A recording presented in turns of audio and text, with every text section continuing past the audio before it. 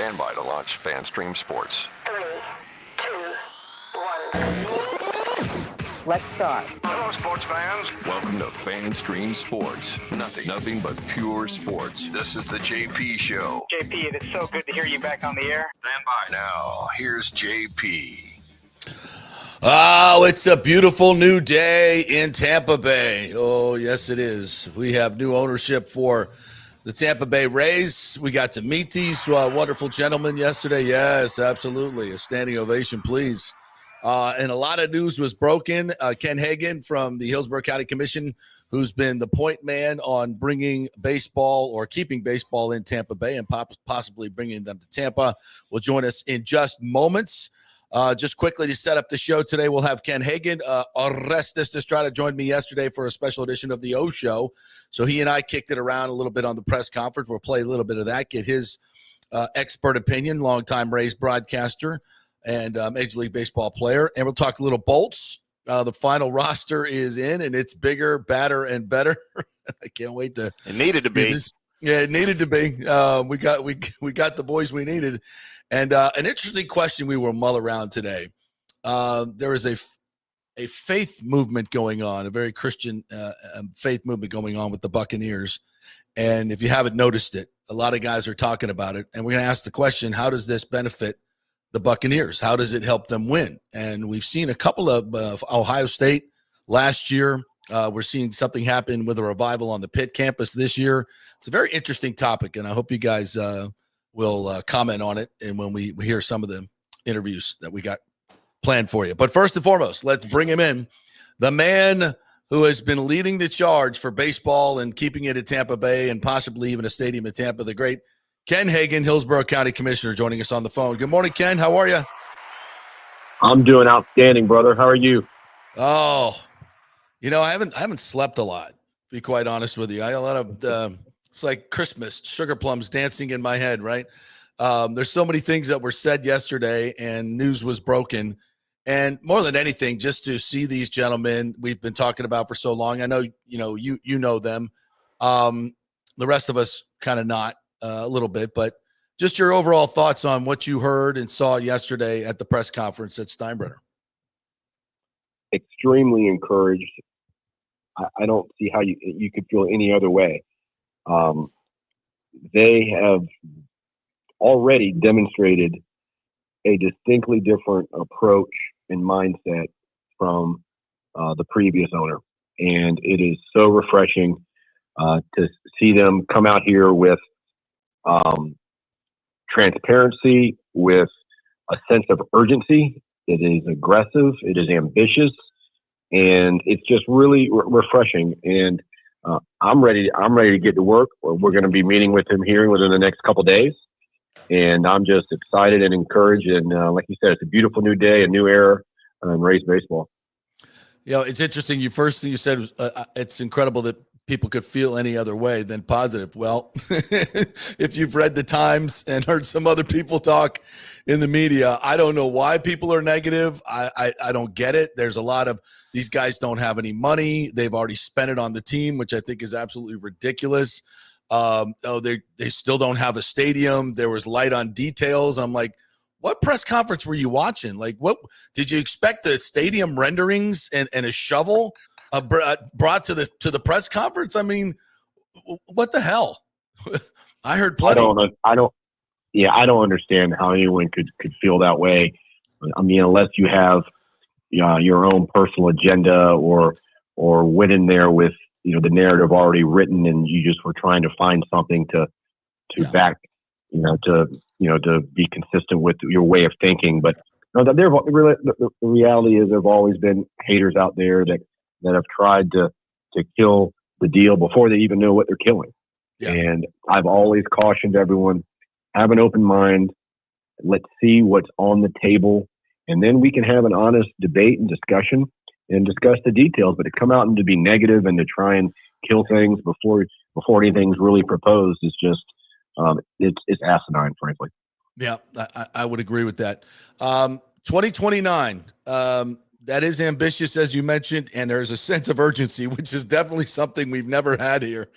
And how does that play into getting things done on the political side? Well, I think it's certainly, I mean, I've always had the sense of urgency, like you have, Yeah. but we've never enjoyed that position from the owners. And I think it's helpful for all of the electeds because, as we've discussed, it will likely require approval from at least 3 boards, being the Tampa Sports Authority, the Hillsborough County Commission, and Tampa City Council, for all the elected officials that have not been as engaged to know that, hey, this is a deadline.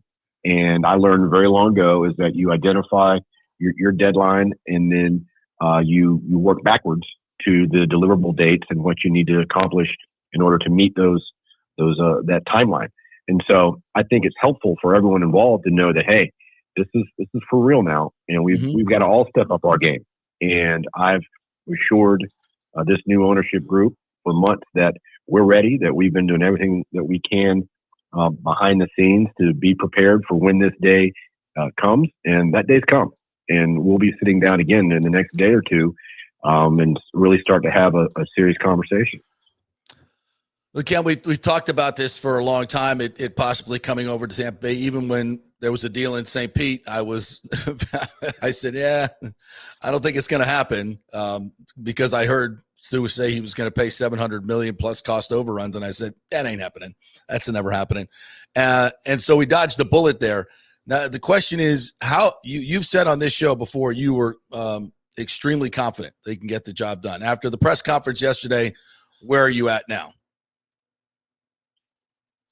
My feeling is the same. Now, again, I have to have it with the caveat of that we have not discussed money. It has not been a proposal. We're still unclear on their level of commitment. They did acknowledge yesterday that it would require a public-private partnership, which is certainly no surprise to anyone.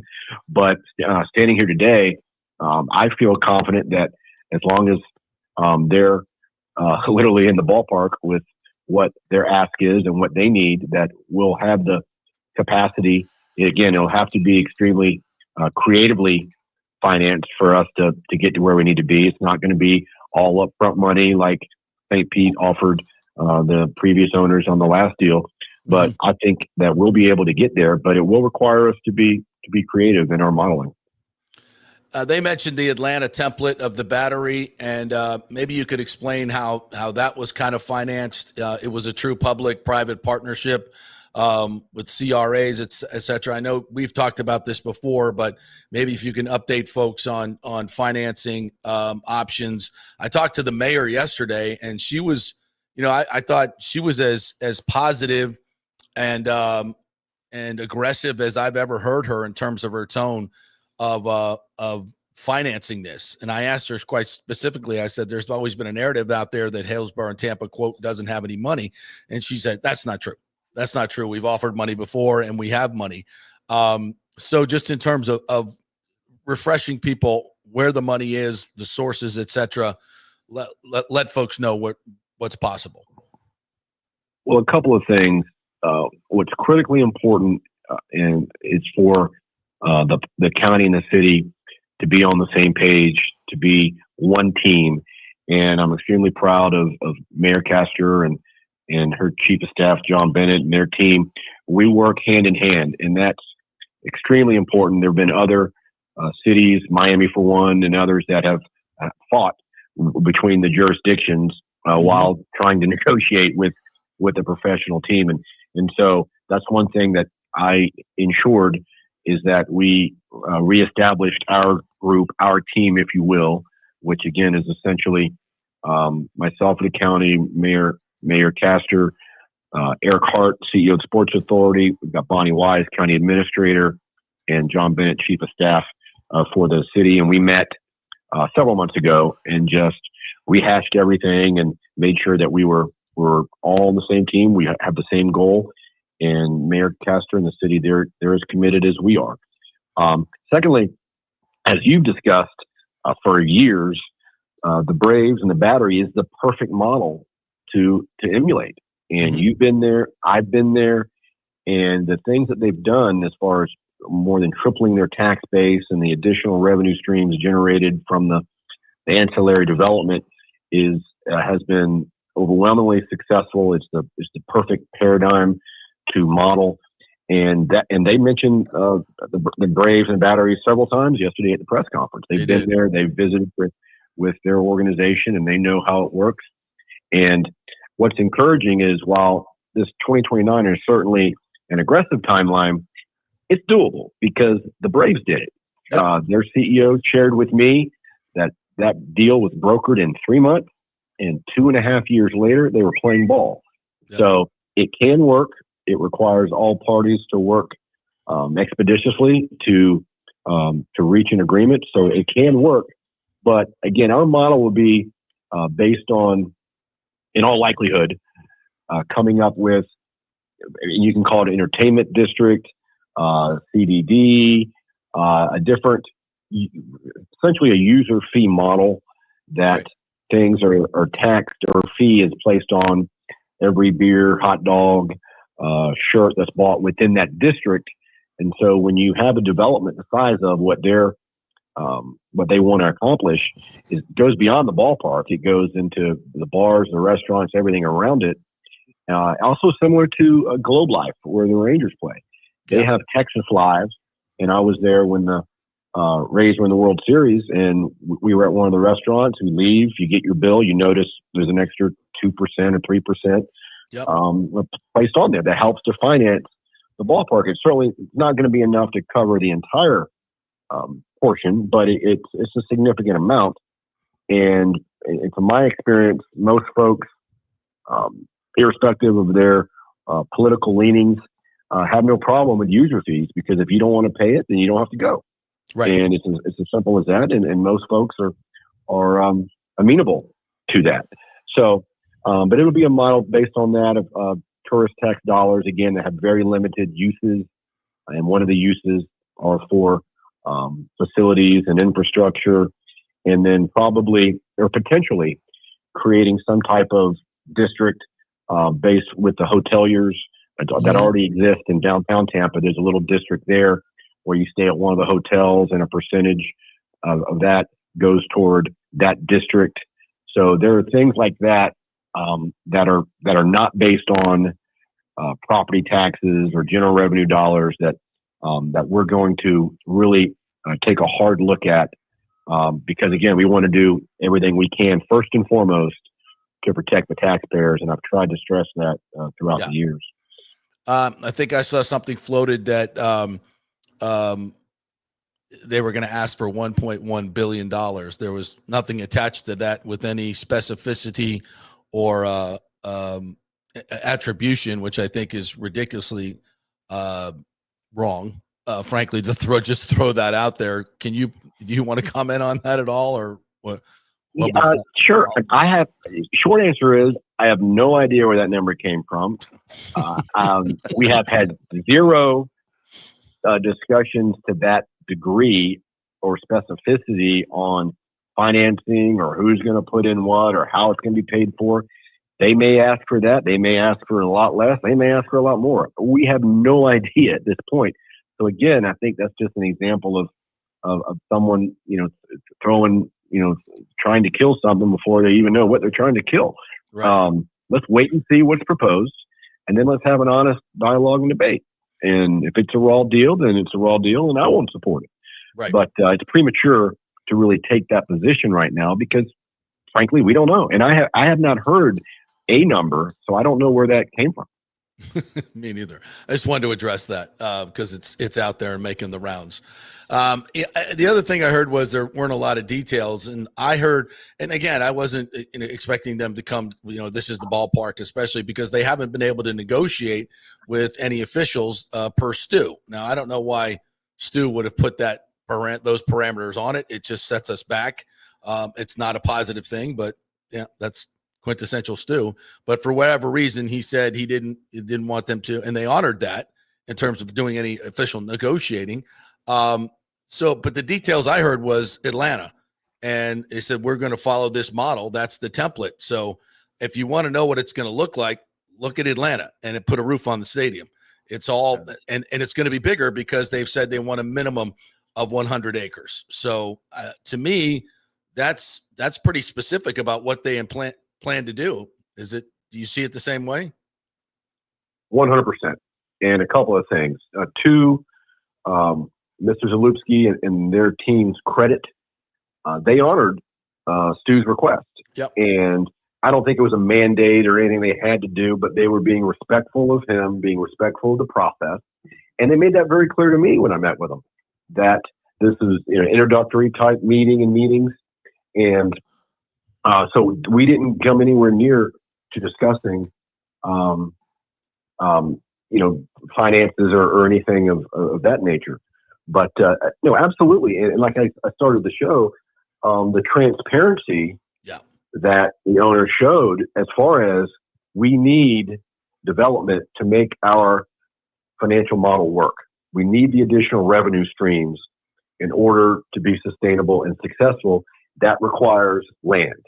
Right. Now, I know they're looking for 100 acres. I mean, if it was 99 and worked, I'm sure they'd still go with that. But they learned, again, from meeting with the Braves, if anything that they could do differently would be to have more land. So what I also took out of that, and I think the term that the owners used was at some point there'd be an intersection, but they're looking for the additional acreage to make the development work while at the same time meeting this 2029 deadline. And so at some point, those two issues are going to intersect. And I think if they could find an ideal location, but if there are statutory or regulatory land use changes that may take 2 years to do, it doesn't meet their timeline. Right. So right. Their challenge, their task is to identify the perfect location that meets both of those criteria. And I can only assume that they've done a significant amount of due diligence in advance of buying the team. I certainly don't believe any deals have been cut or anything to that nature, but I think they probably have a pretty good idea of where they're looking, and certainly as I indicated, they're financially modeling several locations. And based on what they said, I think they're going to have a pretty good idea here in a matter of weeks. I don't even think it's going to be months. I think it's going to be weeks.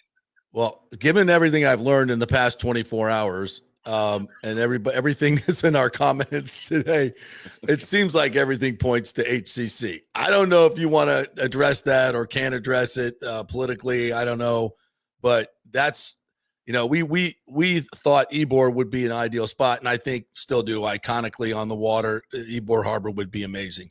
But when they said 2029, I think it kind of took Ybor out of the mix for the reasons that you just talked about. Because if you're talking about shovel ready, it looks, HCC. And I know there may be some other places they're looking at as well, and they may also be looking in St. Pete. They said that yesterday. They're going to consider some options in St. Petersburg, although I was listening on Mayor Ken Welch, and he said gas plants 86 not going to work. And they look like they are already moving forward without baseball, and he said as much many, many times. So with all that, anything you want to say about location? Because all my people in the comments are freaking out about where's it going to be? Where's it going to be? Where's it going to be? Well, all I know for certain is that okay, that's enough said. Enough said. Yeah, they've met with Daryl Shaw with his property. They've met with HCC. I know they're looking at other locations. They have not indicated a particular location is higher priority wise than another. But as you stated, with Ybor, with the fact of some change, land use changes that would have to happen there, and I don't think there's anywhere near 100 acres would lend you to believe that's probably not going to meet their criteria. I don't think it's off the table, but I think it's just probably not as higher ranked as maybe some others. Yeah.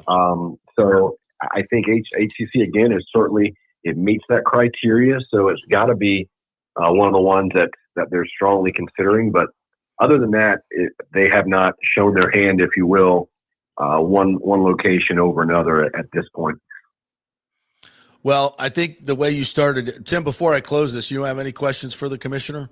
Yeah, I was curious about the timeline here. Obviously, this is all just brand new. The press conference just happening yesterday. But I'm sure people are curious. You mentioned that you'll schedule a meeting with the group here coming up soon. What are the main priorities? Can you share some of what might be on the agenda for that meeting with everybody? Well, candidly, it's driven by what they bring to the table and what they, how much new information they have or are willing to share on location. Because what I shared during our last meeting was we're doing what we can on our end in advance as far as reviewing our previous model location and looking at some potential other sources. Some would exist regardless of the location, such as CIT, tourist tax dollars, but others are site specific. So it's challenging to really model or to look at, okay, here are the land use changes for this location. Here are the potential financial tools we have to consider. Here's the capacity until we know the location.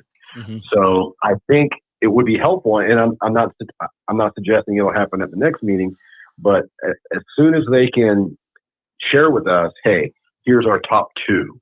Here's what we're thinking, top three, or top or only site. Then we can really start to model and say, okay, here's what we feel that we could potentially have to consider.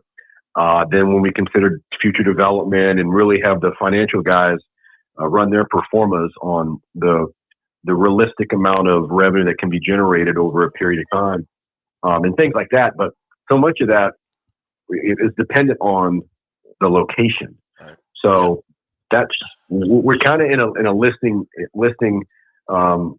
position, and we'll respond accordingly. All right. Last thing, Ken, I said this yesterday and I'll repeat it again. This to me has been kind of a sleeping giant in this area because of how much people are passionate about baseball. And we've seen what the Lightning has done with their template. And I've spoken with some of the folks in the ownership group, and they see that. They say there's no reason to go away from that template. Get deeply involved in the community at the grassroots level, be a great community partner, put a winner on the field in a location that's central to the entire market, and have it be an iconic stadium. And it works. And it worked with hockey. Baseball is much more popular, frankly, as a sport in this area because we all grew up playing it. Nobody knows that more than you, who grew up doing it here in Tampa and playing for the Gators. So I just think this is going to be a collision of so much positivity, and it's going to be incredibly successful, not just for baseball, for the concert venue, jobs aplenty, by the way, which we need in this area, good jobs. So I just think, to use the baseball term, this is a freaking grand slam, and I'm so excited about it. I'm guessing you might echo the same sentiments.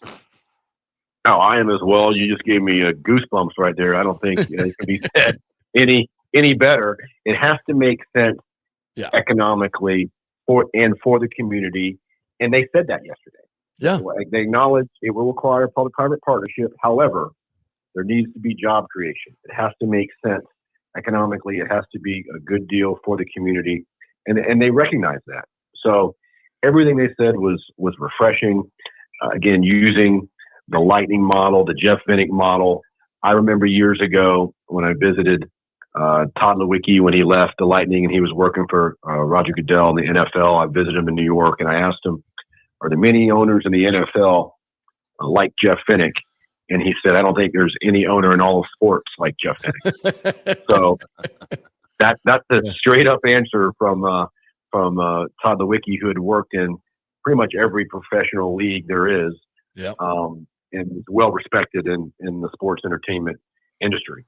And so I asked the previous owners to model things after Jeff and the Lightning, and they just had other plans. They wanted to do it differently. And again, these guys don't feel that way. And I'm just extremely encouraged, like you, and can't wait for us to sit down and really and get this deal done. All right, Ken, thanks again for all your incredible hard work on this. And we're rounding third. I think we're out in third. It's been Being waved a around. hell of a Yeah. slog to get there, but I think we're around in third. I think we are too. And again, I want to thank you for your leadership and banging the drum and everything you've done, and it made a difference. I know that the new owners recognize that and feel that way. And again, for all of Tampa Bay here, we appreciate all your efforts, brother.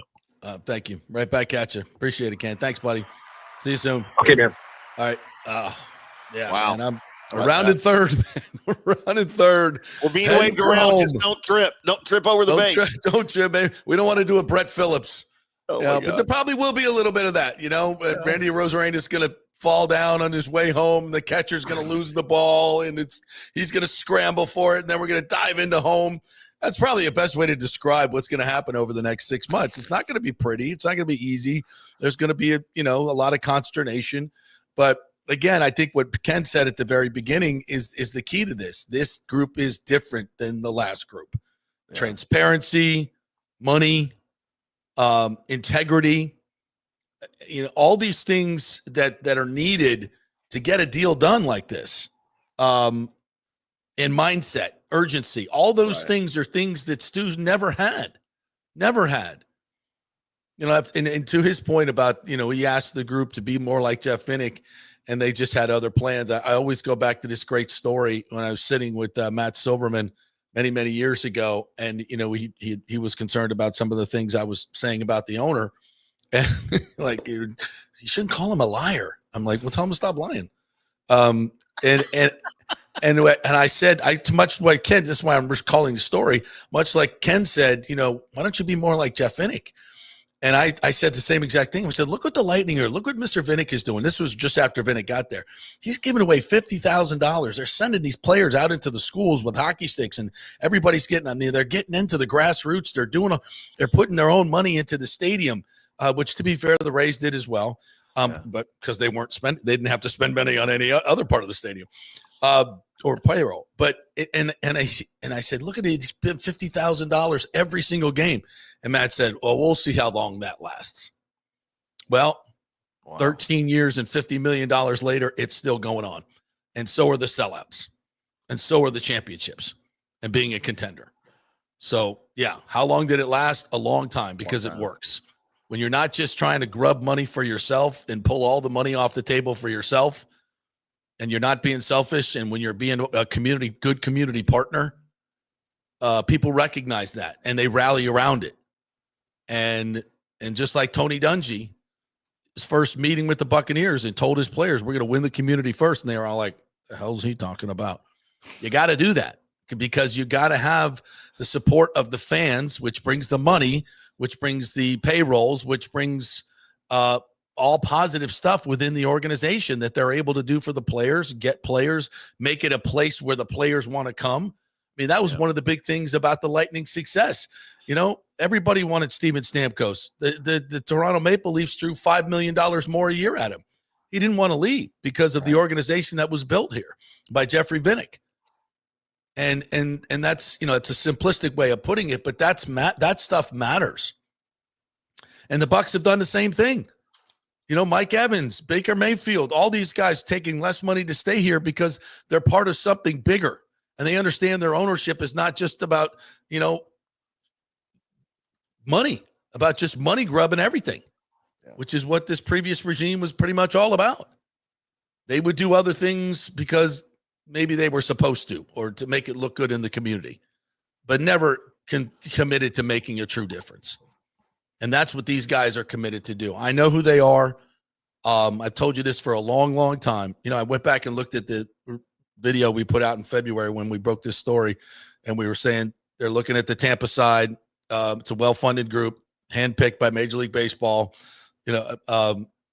Everything that we heard at the press conference. Atlanta. I actually did. I was actually in Atlanta when I did that video. And, really? Atlanta. Yeah. And Atlanta, I think they were too. And Atlanta's been a big part of this whole thing. They've met with them extensively. And they are again, you want details? Look at the Battery. That's what's coming. I mean, it doesn't get more detailed than that. We're going to take a break, and we're going to get to back to comments, and then I'm going to talk a little bit about the site, HCC, and why I think that's the new leader in the clubhouse. Doesn't mean anybody was wrong before. It just means there's new information and there's new priorities and there's new urgency. And that changes things dramatically. So we'll talk about that. We'll Orestes Estrada. We did a Big O show yesterday. I want to get his comments on this. I think it's very important to hear from someone who's played the game and been involved in the game for 50 years. So we'll do that. By the way, big views on that show yesterday. Lots of people tuning in for that. Numbers were off the charts. Awesome. Yeah. The video I did right outside Steinbrenner gets like 100,000 views, whatever the hell it is. Yeah. People are interested in this subject, big time. And, we've been leading the way, and we're going to continue to do so, folks. So quick break, and thanks to all of our sponsors that make all of this possible. Well, everybody you see on the screen and some that you don't, because we don't have room for all our tremendous sponsors. Don't go uncovered.com, Bay Area Modern Medical Center, the Jeeves Law, all the ones you see right here, especially Jeeves Law Group. They're local, they're trusted, and they get results. These are local people that love baseball and love their area. This is what this show is all about, folks. And also the great folks at Genesis of Tampa, Mike Murphy, who's one of the owners. I didn't know that until yesterday. We are in the building of one of the owners. I'll tell you that story as well, which is crazy. Genesis of Tampa. So go visit his great new dealership there on Bears and 275 and get you a great car from a great dude and a great family man and a great local businessman. We love him. Quick break. Back in 3. Experience the art of driving at Genesis of Tampa, where luxury meets innovation and every detail is crafted for you.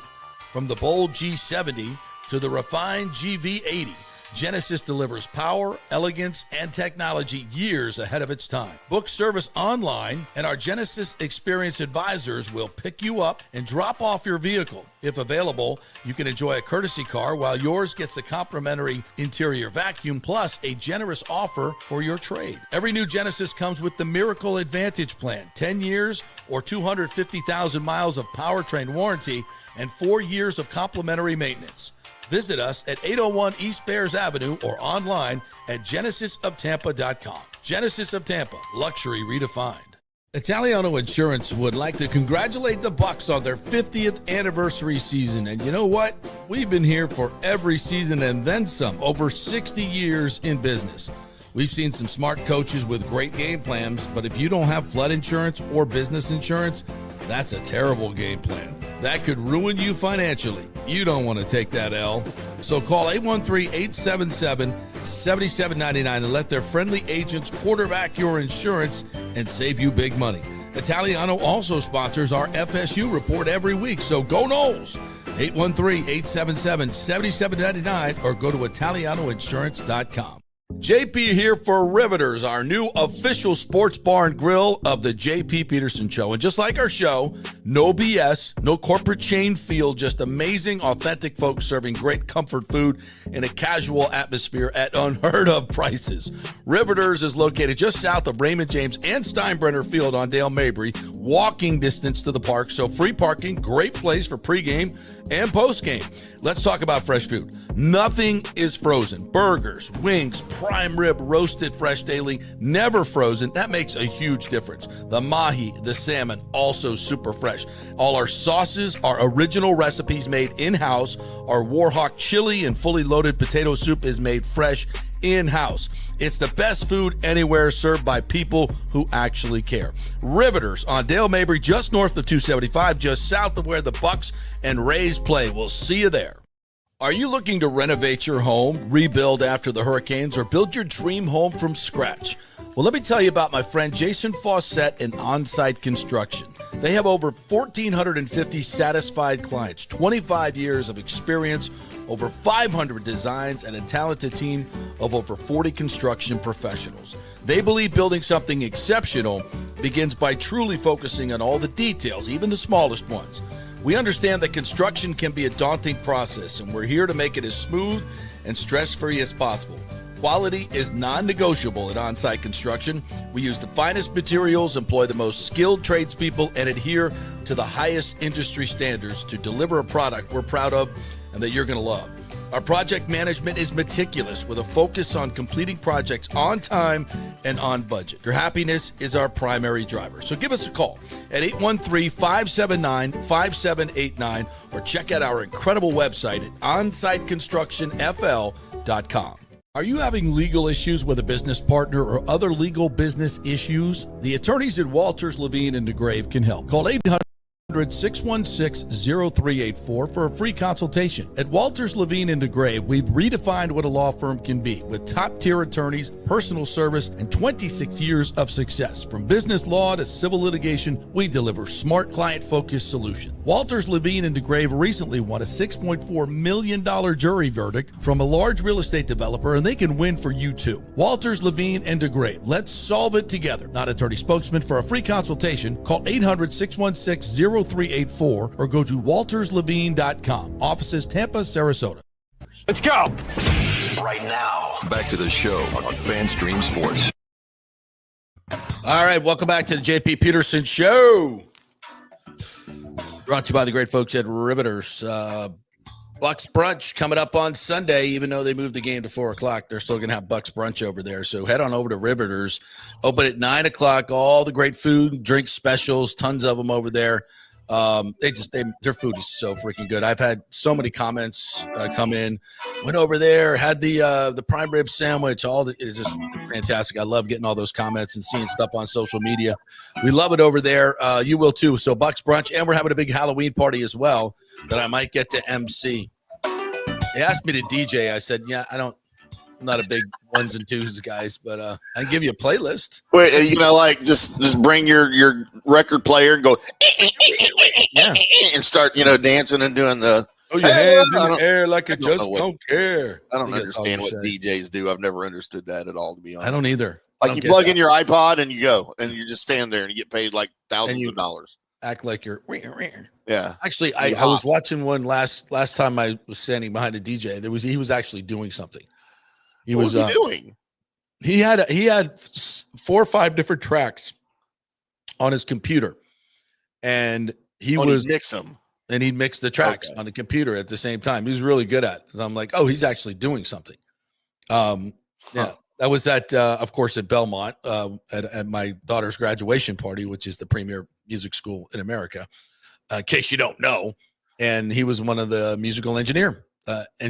So it's probably not hard to find a good DJ on the Belmont campus. So yeah, he was really good. Very, very talented, but I ain't going to be doing that at Riveters on Halloween, but I will be probably there emceeing. So come on out and join us at Riveters. I think I'd rather watch you DJ. Yeah. It could be fun. Play the Monster Mash 15 times. So yeah, I mentioned this. I learned a lot of things yesterday. Some of which I can talk about and some of which I can't talk about. And I have to maybe talk about in generalizations. Can we talk about how you got snubbed? Yeah. They didn't give you access to the microphone? Yeah, I'll tell this story again. I've talked about this so much, did so many shows yesterday. So I forget what I've said and what I've not said. So if I'm repeating myself, I apologize. Yeah, so I'm sitting in the back. I emailed them, the PR department. They were very kind, said, yeah, come on over. And I got there. They were very nice. So I sat in the back next to my man, Evan Klosky, and Raymond. Also had Raymond sat next to Raymond James. Wow. Actually, I think I might have this for you. Where is that wonderful video? Yeah, I said I'm in the VIP seats, clearly. Because, yeah, here it is. Here it is. Yeah, that's me talking about. Yeah, I got it here in the back. By the way, I got a haircut. So you got to sit in the clown section. That was in the clown section. That must have been not by accident. So the girl who had the microphone. So there was a microphone up front where Romano and some were the big shots were up there, and I'm sitting next to Evan in the back, and there were a couple other people around us. It was packed. It was packed, small space. And so I see the girl with the microphone. I'm like, we make eye contact, and she's like, she shakes her head, yes, I'll bring it over. Then she looks at her phone, and then she gives it to somebody else, Jeff Patterson, right in front of me, who's like 2 seats over. grabs the mic for him. We make eye contact. I'm like, next. And she's like, yeah. Looks down at her phone. Obviously getting some information from somewhere. Yep. Instructions. And she gives it to the guy behind me. And he's like, Rob with some obscure thing I've never even heard of. Like, so Rob with my website. Yeah, Rob with my website. Mother's mashed potato website. So he got to ask a question behind me. And then I'm like, I reached over to grab the mic from him, and then she grabbed it back. Whoa. Right? And now I'm like, okay, I see where this is going. So now I start raising my hand. I'm raising my hand in the back. I'm the only one raising my hand. You're like, hey. So I'm, because I know, and interesting, and now I've come to know that the owners listen to our podcast and have been listening for quite some time. Yep. They may even own some merchandise from our show. Absolutely. So, and a lot of what they've heard here from you, the fans, guided them along the way. And what we've talked about in terms of, the political situation around here. So yeah, had a very nice conversation. Anyway, so I know they know. And I thought maybe they would be like, oh yeah, that guy has a question. JP has a question there. But then they were like, oh no, we're going to have to cut this short. We got to go meet staff over at Tropicana Field. So they had we didn't know JP was there. We got to go. So yeah, it purposefully was not allowed, but that's, that's not the new owners doing that. Yeah. New owners are very transparent. That they did not want that. I can tell you that explicitly. In fact, they're not very happy about it. Yeah. So funny. We'll see where that goes. But no, I was going to ask them to be a little bit more specific about payroll, and not necessarily numbers, but just philosophy. What is your philosophy on payroll? And they did kind of answer that question. And Ken Babby mentioned it a couple of times. He said, we understand that we can't do this with just a baseball stadium. So we have to have this mixed use project at the Braves, because as I've said to you many, many times, folks, the Braves first year revenues were $134 million more. And that was from more premium seating, but for land, they had a hotel there, they had condominiums there, all this other revenue that they derived from the Battery as well, the bars and restaurants and stuff. They owned all the land. So those bars and restaurants were paying rent to the Braves. And this is the same model that these guys are going to use. They're going to make money off the development that they're going to back into the company. And that's what the Braves did, Liberty Media. And they spent that money. A lot of that money went to building the stadium, which obviously attracted millions more people. They had, I think, 1.4 million more fans the first year. So that $134 million went directly into getting Charlie Morton when we let him go and re-signing all these other players. So that tells you this is their plan. So, and don't forget, and this is, I hear people talking about, they overspent for the team, and which is silly. If you've ever seen anything, almost every single sale of a baseball team, except maybe for the Baltimore Orioles, the last one, they kind of nailed the outlier. But almost every other one is about 20% less. So you typically overpay for what the thing is worth, because you're paying for future performance and inflation and all the other stuff and revenues. And don't forget, as they bought this team for $1.7 billion, they get the $350 million in revenue that already comes with the team. And that's without marketing the damn team or promotions. Money. Yeah. That's central fund money. That's revenue sharing money, the $60 million. That in and of itself was estimated at about $160 to $170 million right there before they ever sell a ticket or a sponsorship. So it's not like they're coming in and they're broke and there's no money coming in. Baseball makes a shit ton of money, and the Rays make a lot of money. Yeah. I mean, not as much money as the Yankees and the Dodgers. I get all that. But they're also, these guys are savvy businessmen, and they're redoing their local TV deals. They'll have to do that, which will bring in more revenue. Will it be as much as the old ones? I don't know that, but I'm sure it's going to be pretty damn close. I know this, that in the new model that the Rays tried last year with putting 10 games on Channel 44 and selling that advertising over the air, that was wildly successful. Every spot was sold out. And this is with Stu as the owner. So imagine if they get a true television deal with a local station like the Lightning have done with Scripps, put all the games on over free, how much more money they're going to make in local advertising. That's more money. And that's in addition, well, obviously the Rays made that money this year, but I think this group will do even better and be better supported because of all the things we've talked about. And other revenue streams that they will develop along the way. And remember, they don't have any base costs for the stadium, and the city is paying for all the roof and all the infrastructure. Now, they said yesterday they're going to pay for a new video board and sound system, and they were they gave a lot of deference to St. Petersburg, which I thought was really, really smart, because they got to play there for the next 3 years, and they want them to be part of the family. This is not Tampa's team just because they may build a stadium here. It's Tampa Bay's team, and they want to make that very, very clear that they are not turning their back on St. Petersburg. In fact, I think that's why they were very magnanimous in saying we're still looking in St. Petersburg. I don't think that's a preferred location, but they also don't want to insult anybody and say it's totally out. And I don't think, if they came up with some great proposal and it was, I still think they want it on the Tampa side. Major League Baseball does. I think it's maybe a 2% chance that would happen. Everything would have to fall apart in Tampa, and I don't think that's going to happen. So yeah, I think they're very smart in doing that. And don't forget, and yes, folks, they haven't had any official meetings, but when they come and they tell you the template is the Atlanta Battery, and you look at HCC, let me just kind of transfer into that because a lot of you guys are asking about HCC. If you're going to have it done in 2029, if that is your timeline, and that's a very important timeline for them because, again, revenues that they hope to drive very much like the Braves, 150 to 175 million more once they get everything, once the stadium is done and a lot of the infrastructure is done around it, that they can get that more premium seating, all that stuff.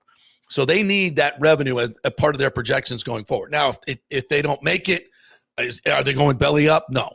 But there's a sense of urgency to get it done. It's part of their financial plan. So if you're talking about a shovel-ready place, Ybor really isn't that. There would be more land, as you heard Ken say, more land acquisition. Certainly Ybor Harbor, which you got to get the Corps of Engineers in there, get all the hazardous waste out of there for, 80 years of being a shipyard. That takes a lot of time. And so I think that would, if you want this done by 2029, I think that kind of takes that out. So when you're looking at others, the dog track side, I just don't think is as accessible. And you'd have to do a lot of infrastructure around that in terms of more off ramps, parking, all that stuff. That's already there at HCC spot because you have the Raymond James parking lots. You have the Dale Mabry infrastructure, the interstate's right by, the veterans coming in there. All the accessibility is already done because of Raymond James Stadium. So that's a huge lift in terms from a timeline standpoint. Again, makes it much easier, much more shovel ready. They've already had Greg Celestin, who is the Board of Trustees director at HCC, told the Tampa Bay Business Journal, yeah, we've been talking. This is a great thing for HCC. I've also heard people go, oh, what are we going to do with HCC? Look at the map, folks. 90% of that is parking lot and pickleball courts. There's a few buildings that are built in the 60s, and Greg Celestin's like, yeah, we're good with this, man. We're gonna get new buildings. Most of these were done in the 60s, so they can keep the more modern buildings as part of the project. They've already talked about that. So this is a home run for HCC. It's not like Florida State University or University of Florida. They got to relocate. It's a community college, for God's sakes, with 4 buildings. I mean, this is not a heavy lift. So for all the people, the naysayers that are trying to find holes in this whole deal, that's not a big deal. That's a positive for HCC. So when you look at that plot of land, and it's very accessible already. There's so much that you don't have to do. So if you're looking at all the criteria they laid out, 100 acres minimum, that's 108. It can be up to 125. So that gives them even more land, which they said is very specifically something that they need. That's just, more condos, more office buildings, more restaurants, more everything that bring in more revenue and more tax base. In case you didn't know, Tampa Bay is growing by leaps and bounds. We need more, we need more rooms. We need more everything. And, this is going to bring, imagine the jobs. You're talking about this entire build out being very similar, I think, to Water Street in terms of billions of dollars. You're probably talking $5 to $6 billion for the entire thing. And again, nobody's writing a check for that tomorrow. They don't. That's not the way. One of the guys on the stage, Mr. Cosgrove, is a mortgage broker. He owns a mortgage company. They know how to finance buildings. They know how to finance this stuff. And so, and what you finance it, and then you sell the condos. And I know somebody said, my good friend Thomas Casper said they're not selling $800,000 condos in Drew Park. Well, it ain't Drew Park anymore. When they move in with that iconic baseball stadium, and everywhere this has been done in some of the worst, where the Nationals built their stadium was some of the most blighted areas of Washington, D.C., and now they're selling $1 million condos there. Same thing in Lodo in Denver. Same thing in Houston. All these places that were blighted areas, you put a baseball stadium and build a entertainment district around it, then and that whole area is being gentrified anyway up from South Tampa. That whole area is. So, yeah, I think they are going to sell. No, that can $800,000. I hope I can get a condo there for $800,000. It's going to be more like $2 million. High-rise towers overlooking the baseball field, a big translucent roof. That's going to be iconic. And by the way, right next to the airport. So as you're landing your plane, coming in, visiting, you're like, oh, look at that. We got to go over there. Yeah, that looks pretty cool. So yeah, I think ACC makes the most sense. I really do, on many levels. And it's already in the works. So if you we've all, and yeah, I've said Ybor. Oh, you said it was going to be an Ybor. Yeah, for a long time that made the most sense. Things change. New information becomes available. Timelines change. Financial stuff changes. So we get more information. We don't stick with our old story just to be right. We pivot and say, okay, this looks like the spot that it's going to be. And if it works for Raymond James Stadium, it should work in terms of location for the baseball stadium. So how do you guys feel about that? And the fact that it's, you get that kind of, sports complex feel to it. So, yeah. Douglas Batista says, thanks for the interview with Castor yesterday. Ybor, not Ybor Harbor, has 100 acres. Yes, that's true. Tampa Bay Business Journal HEC chair says Rays development is a win-win. Romano, always wrong. New owners want $1 billion public funds. Your thoughts? Yeah, this was floated in the Romano article. And with absolutely the only attribution being to Commissioner Walston, who's been against this from the very beginning and is going to be the thorn in the side. But he's going to be the grandstander, being against giving money to billionaires, blah, blah, blah, blah, blah. So that's the guy that floated the $1.1 billion, with absolutely no basis to it whatsoever. Irresponsible to report it, in my opinion. But there you go. So I think it's all BS. And listen, if they, and I don't think they're going to ask for $1.1 billion from the public, but if they do, and it's and they're putting in $6 billion, and the estimate of the tax base tripling like it did in Atlanta would bring in, $4 or $5 billion of revenue over the next 30 years. Well, then, and you're paying for it as you go. Mm-hmm. So if they ask, as Ken said, it's all the devil's in the details. If they want $1.1 billion over 30 years, and they're going to triple, and they're going to build $6 billion worth of development and triple the tax base, that's going to bring in $3 or $4 billion, and we could pay as we go. What idiot would say no to that? Hey, we're going to make you $4 billion, but you need to, give us $1 billion. You need to put $1.1 billion in. Okay. Who wouldn't do that deal? I mean, and if you're a county administrator that said no to that, you're an idiot. Yeah. You're an idiot. So yeah, if that's what the deal is, let's see what's the payback. Anyone would invest $1 billion to get $4 billion, I think. I don't know. How you feel about that, Tim? How's that Texas A&M math doing? It's too good to be true, JP. Yeah, exactly. What else we got? Stefan Gonzalez says, good morning, JP. If the Rays have the stadium ready for 2029, we could potentially host the World Baseball Classic that March. Hello, Stefan. How cool would that be? And maybe that's why the timeline is so aggressive. Think about the economic impact of that. Hey, let's host 2 weeks of baseball games in our new stadium for the world to come hang out and pack it with 40,000 people every night. Sign up for that. Yeah. All these things are possible. Now, why not? If you're going to have a baseball stadium done by 2029, yeah, let's go. That's not that's going to breeze by, man. Those next 3 years are going to breeze by with anticipation. Yeah. Michael LaRue says, are the Rays going to retain their entire public relations staff? Not after yesterday. Yeah, they may be taking applications on that. I don't know the answer to that, but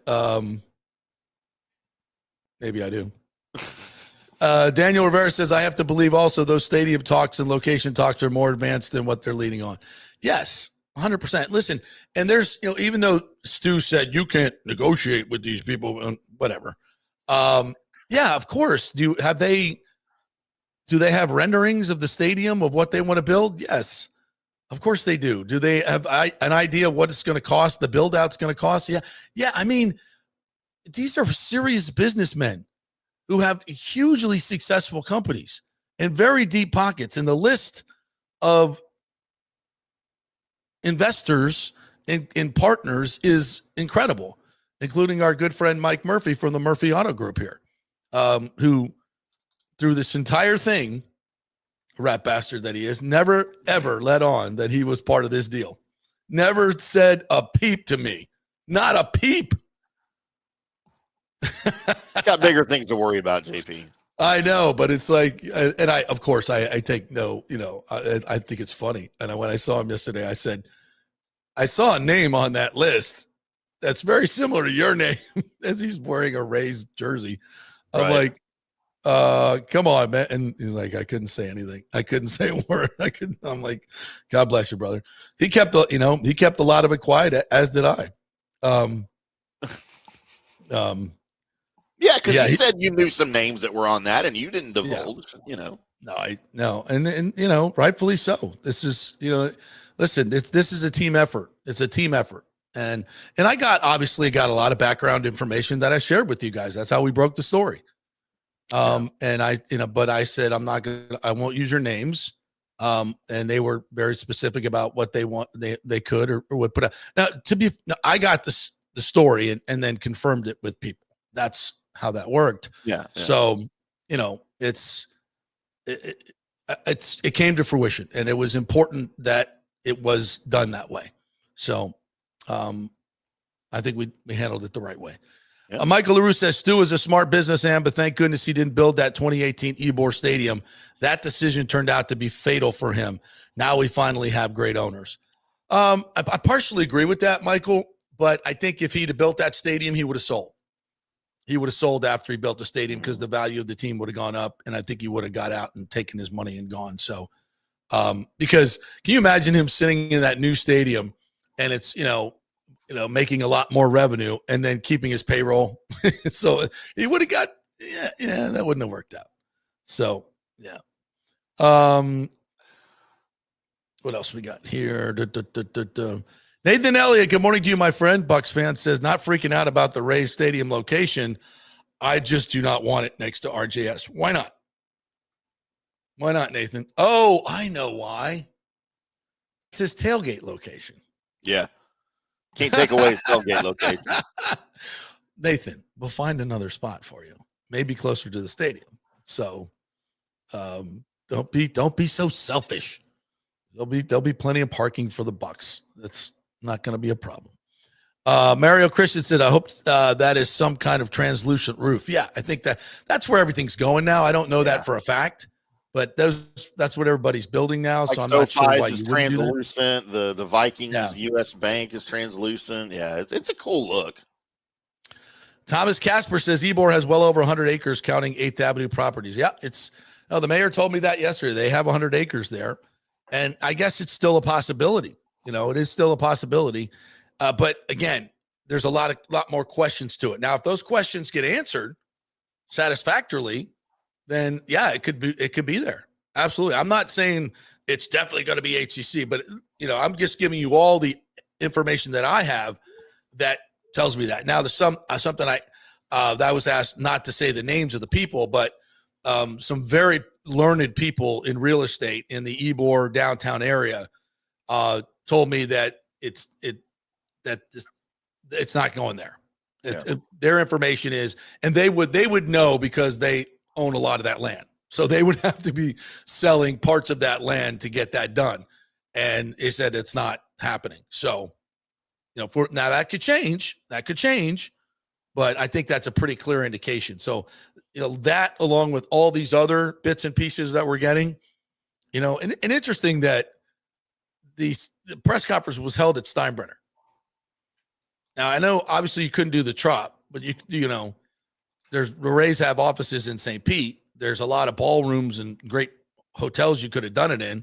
Now, that particular place is also wired for doing live shots. And so it was easy to do that. That's where Eric Neander had his press conference. That's where Cash did all this stuff. So that was an easy technological thing, and they wanted to stream it live. So, but it's interesting. It's basically on the campus of where the stadium's going to be. So, interesting to note. Hunter Tubbs says, if HCC is selected, what happens to Steinbrenner in the long run? It will be weird to have the Yankees basically on property. No, it's again, win-win because they're only there for 6 weeks in training. Right. And that's another 30 dates or 25 dates that you're bringing big crowds to your entertainment district.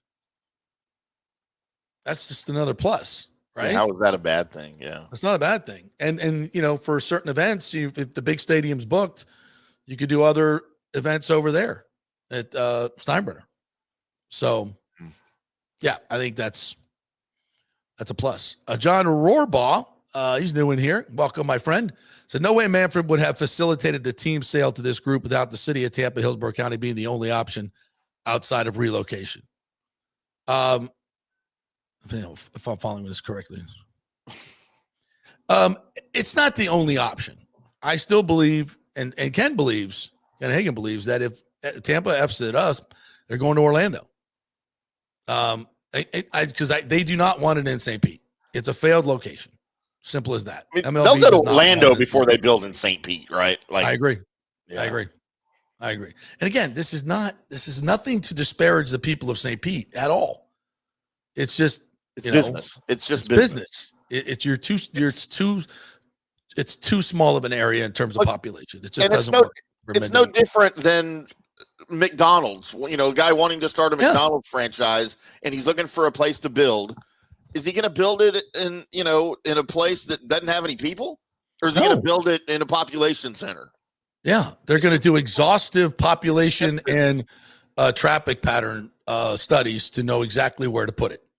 That's why people, there was an old thing in business that if you wanted to know a great location for your business and didn't want to do all the research, just go build next to a McDonald's because they've already done it. They've already done it for you. They've already done it. And they had like the best algorithms and formulas. So, it's like, you want a good location, go find a McDonald's and build close. That's the place to be. Thomas says HCC will have 0 walk-up sales as opposed to channel side area. Well, if you build a bunch of residential around it and the Bucs build a bunch of residential and there's tons of neighborhoods around it. I mean, South Tampa, that whole, peninsula of South Tampa is a mile away, 2 miles away. So, I mean, there's a huge residential population center there. Now, I get nobody's walking from Bayshore to that stadium. I get that. But, I don't think walk-up sales are a big deal. It's close enough to the inner core of all the businesses that you're going to leave your office and go right there. Right. You're going to Uber, from downtown Tampa or the West Shore area. I mean, because remember, the West Shore area is a huge population of businesses as well, like downtown and Midtown. Now you have the Midtown development as well. So it kind of is right in the middle of everything, equidistant from West Shore and downtown Tampa. So, from a location in terms of where businesses Monday through Thursday who buy the corporate tickets, the law firm that buys 2 tickets, the engineering firm that buys 8 tickets, all these, that's the lifeblood of baseball, those premium seating things, and people will be able to use them during the week. They couldn't do that in St. Pete. People just didn't want to go. What else we got here? Daniel Rivera says, I'm thinking if that happens with HCC, the question is what happens with Steinbrenner. My guess is would have to be the Yankee spring trading moves to Wesley Chapel and Pasco. I don't understand what the problem is. The Braves aren't going to be playing in the stadium in March. Why would the Yankees have to move? I don't get that. It's just more dates for the entertainment complex to settle into. And, if you're a New York person and you want to buy a condo in Tampa, maybe you want a condo overlooking Steinbrenner Field. Maybe. I don't know. Yeah, so if there's something to that, I don't understand. And the minor league team can play there while the Rays are playing. There's not, they get 500 fans a game, 500 to 1,000 a game. There'll be plenty of parking for that. There's another caveat here that we haven't discussed. That's a major factor in the team not moving to Orlando.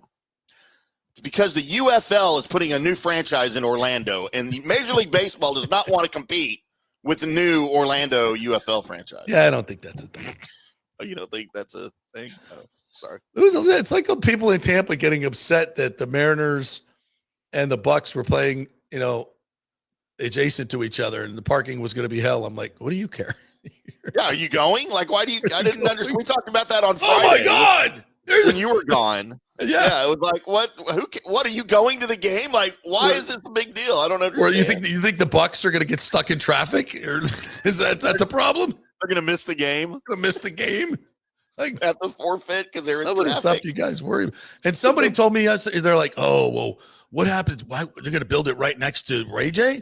What if the Bucs and the Rays have a game on the same day? I'm like, they schedule things, It doesn't just shit. Lots of cities that Bucs have a game today too. I didn't know that. We didn't even think about that. And you know what, guys?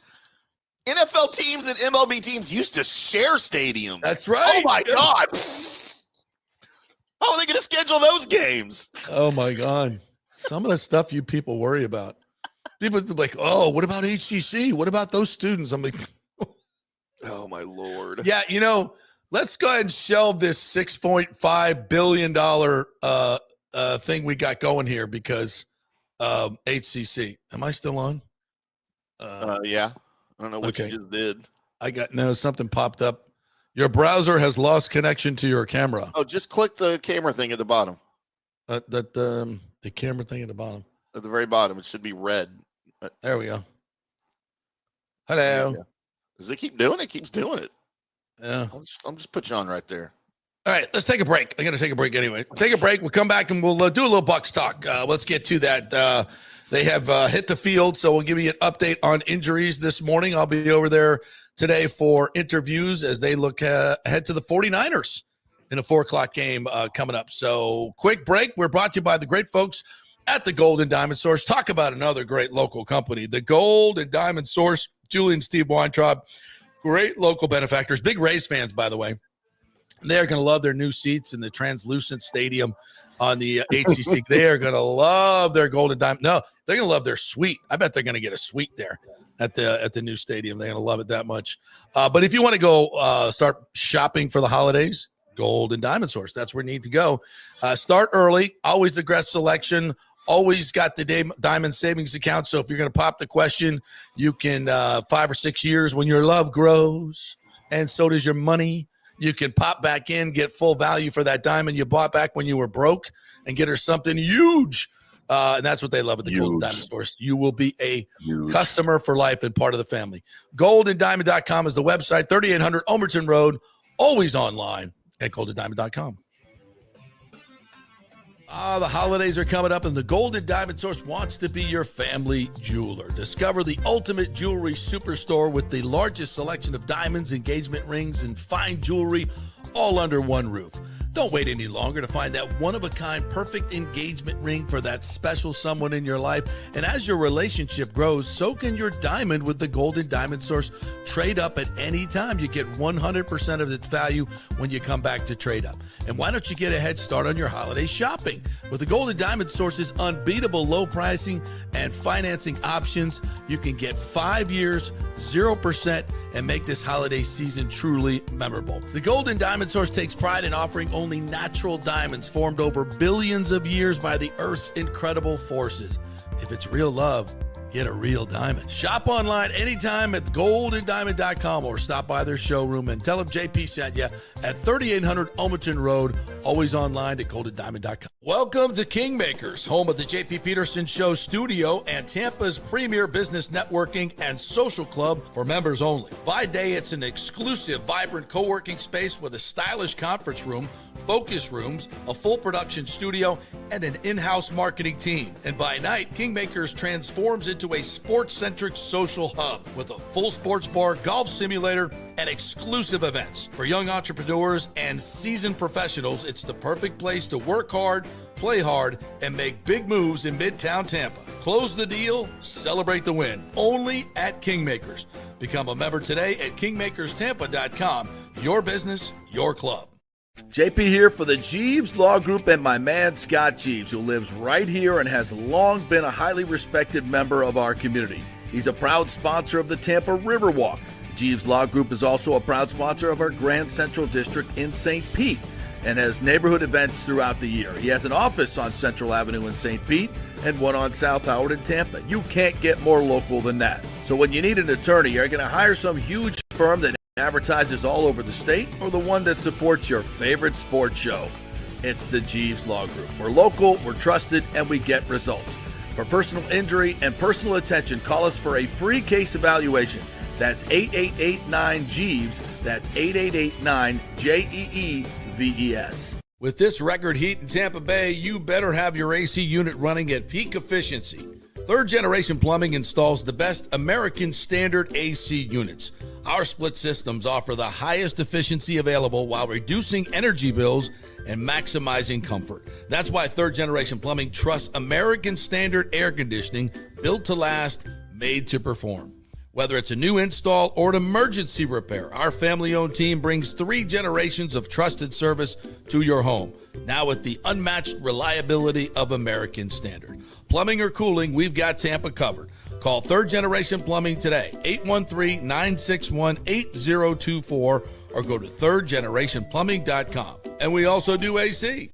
Ciao, Paolo Tini here, owner of Caffè Paradiso, voted number 3 People's Choice Award on Open Table. I want to thank all our loyal family of customers that have been enjoying our great traditional Italian dishes we make from scratch every day. It's a great family story we're proud of. Our family moved from Rimini, Italy in 1984. My dad, Caesar, started Donatello, and that's where I got the start in the restaurant business. I started Caffè Paradiso on South McDill in 1995, and we've been there ever since. From our traditional ossobuco, a veal slow roast for 4 hours, to our daily fresh catch, the Gruppo Paradiso, with a piccata sauce and lobster claw meat, homemade pasta like lasagna, farfalle salchicha, which is a bow tie pasta homemade with fresh sausage. Hold on a minute, JP's favorite. I love it. So come and have a glass of wine with me on South McDill. Get a reservation on Open Table and see all our 5-star reviews. Ciao, see you soon at Paradiso.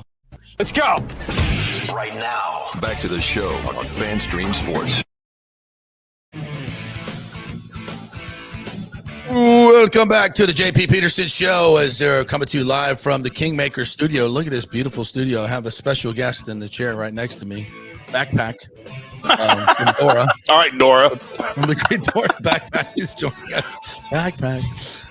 Kingmaker Step is a really cool spot here in Midtown, just a couple of miles away from where the new Rays Stadium is going to be built, allegedly.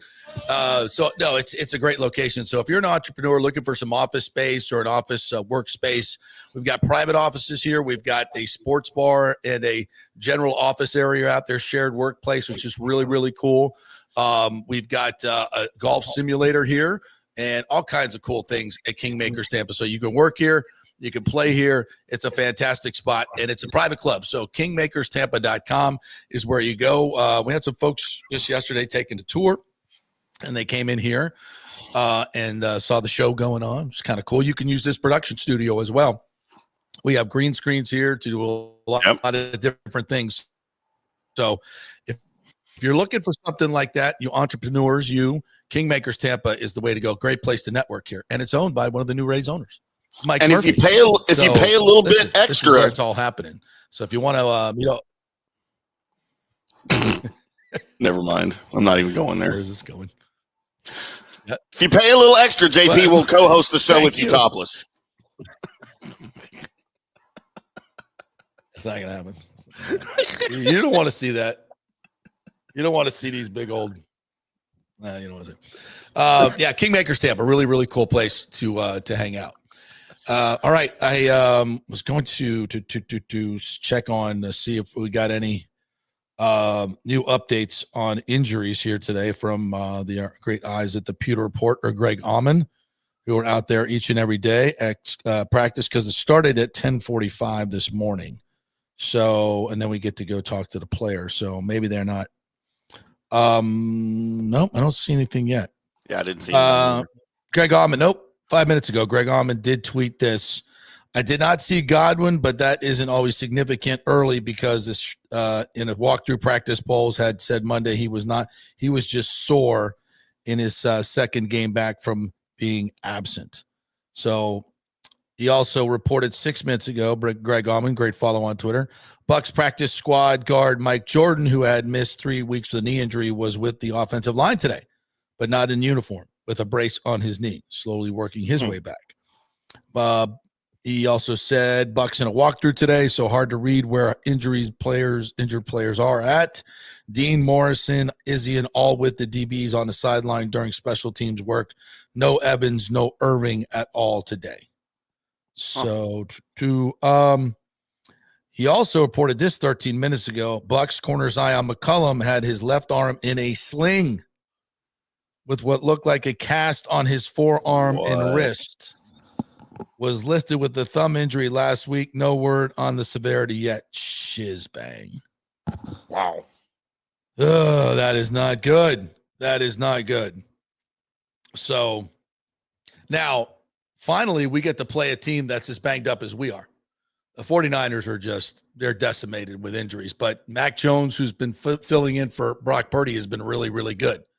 So we'll get their injury report later on today, but they're beat up as well, but they're also 4-1. So a matchup of 4-1 teams here. 425, the game was moved to 425 for this one.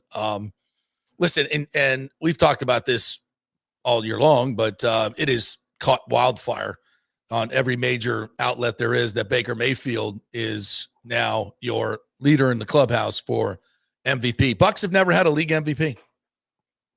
Yeah. Never had a league MVP. They've had Baker's defensive player of the year. Yeah. You know, it's coming down. I've been seeing a lot of stuff. And look, I know it's only where we're at in the season. It's very, very young. The season's very young. But I'm seeing a lot of national pundits out there that claim to know things saying that right now they think it's between Baker Mayfield and Dak Prescott. Dak Prescott? Dude, Dak's having a phenomenal year, dude. He is, but they're not going to have a winning record at the end of the year. Well, right now they're at 500. So they're not going to make but do you think they're going to make the playoffs? It depends on how October goes. Yeah. You've got they play the Panthers this week. You could finish October if you stroll through and you just beat the Jets. If you stroll through October, like I think you should, you'll be 5-2-1 at the end of the month. And you could be on your way. Philly's faltering a little bit, I think. I don't know what the Commanders are doing. The Giants are going to giant. It's a long shot, yes, for sure. I don't think they're going to make the playoffs. And look, if they're going to give the MVP to somebody on a losing team, they would have given it to Joe Burrow last year. Yeah, true. Because he was by far the most deserving, but the team sucked. But don't you think it's just kind of incredible how the national discourse about Baker has totally turned around? I mean, now he's like, Aaron Andrews is. I saw something the other day, and I didn't check and make sure that it was accurate because now you use all these clickbait things. But he basically, the quote attributed to her was Mahomes, now taking a back seat to Baker Mayfield as the the quarterback of the face of the league. The quarterback du jour. Yeah, I don't know about should. face of the league, but He should, man, because Mahomes has not had. He had a bad year last year, and he's having a bad year again this year. it's in the reclamation story or the rehabilitation story of Baker Mayfield. Is just a great storyline, and he's become such a likable figure. I said that from the first press conference that he did here. I was kind of blown away, and I was kind of expecting that cocky kid that we've seen, and he just has been everything but that. And a large part of that has been his personal journey and his personal faith journey, actually. And he's talked about this a lot, that, he's very, very outspoken about his Christian faith. He's living it. He is living it. I couldn't get this to download. So I'm just going to play it through the speaker, and you'll hear, this is the words of Baker Mayfield giving his Christian testimony. I think it's, and I'm going to connect this to football here in a second, folks. So I think it's an interesting discussion. So here's Baker. It's not the one that you sent me. No, that's not it. All right. So I'm going to just go ahead and do this one through the phone. If I may, my friend, my audio Nazi is going to kill me for doing this. I'd say that Jesus is obviously the Son of God, but his grace is perfection, somebody that sacrificed everything, that gave us this opportunity to live life. And for me, when you say he's your Lord and Savior, you proclaim it whenever you can, but he's the reason we're here. And the story of Jesus walking among the flesh, the only perfect man, and to be sacrificed on the cross and die for our sins forever. And when you accept that grace, it's an unbelievable feeling. That then you dive into the Word and you see the stories, and the Scripture backs up what you're saying and the things that you go through. There's whatever you're going through, there's something in the Scripture that can help you out. And it's been written, and it's the truth. How about that? Does that surprise you? It does not surprise me. Oh, I don't have you on the screen. It does not surprise me that he feels that way. It surprises me that he would take to the airwaves to proclaim that. And I don't know why it does, because there's nothing wrong with that, and it's very commendable. But it just surprised, because most guys don't go that in detail about their faith, right? Like, guys in post-game press conferences or, on the field interview or whatever, hey, all glory to God, all glory to Jesus, praise Jesus. I couldn't do this without his help or whatever. But to go into that great a detail about his thoughts and kind of showing off his knowledge, right? I mean, he sort of went on some next level stuff there. So, he did. And that's, I think that's fascinating. I love it.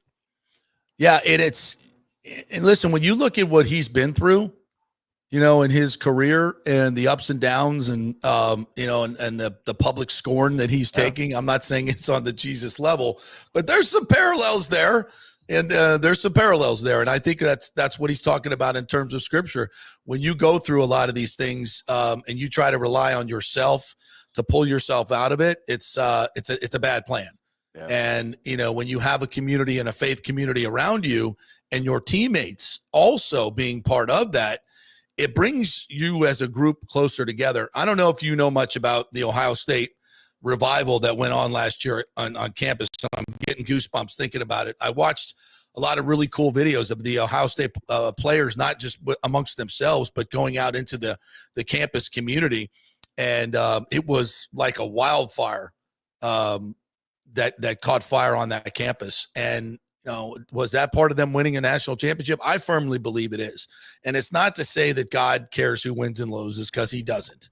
But what it does do is there's a lot of principles, as you heard Baker talk about, Christian principles that help you in terms of being a good team, coming together as a team, being selfless. What do we talk about all the time? Not putting yourself first, being a servant leader.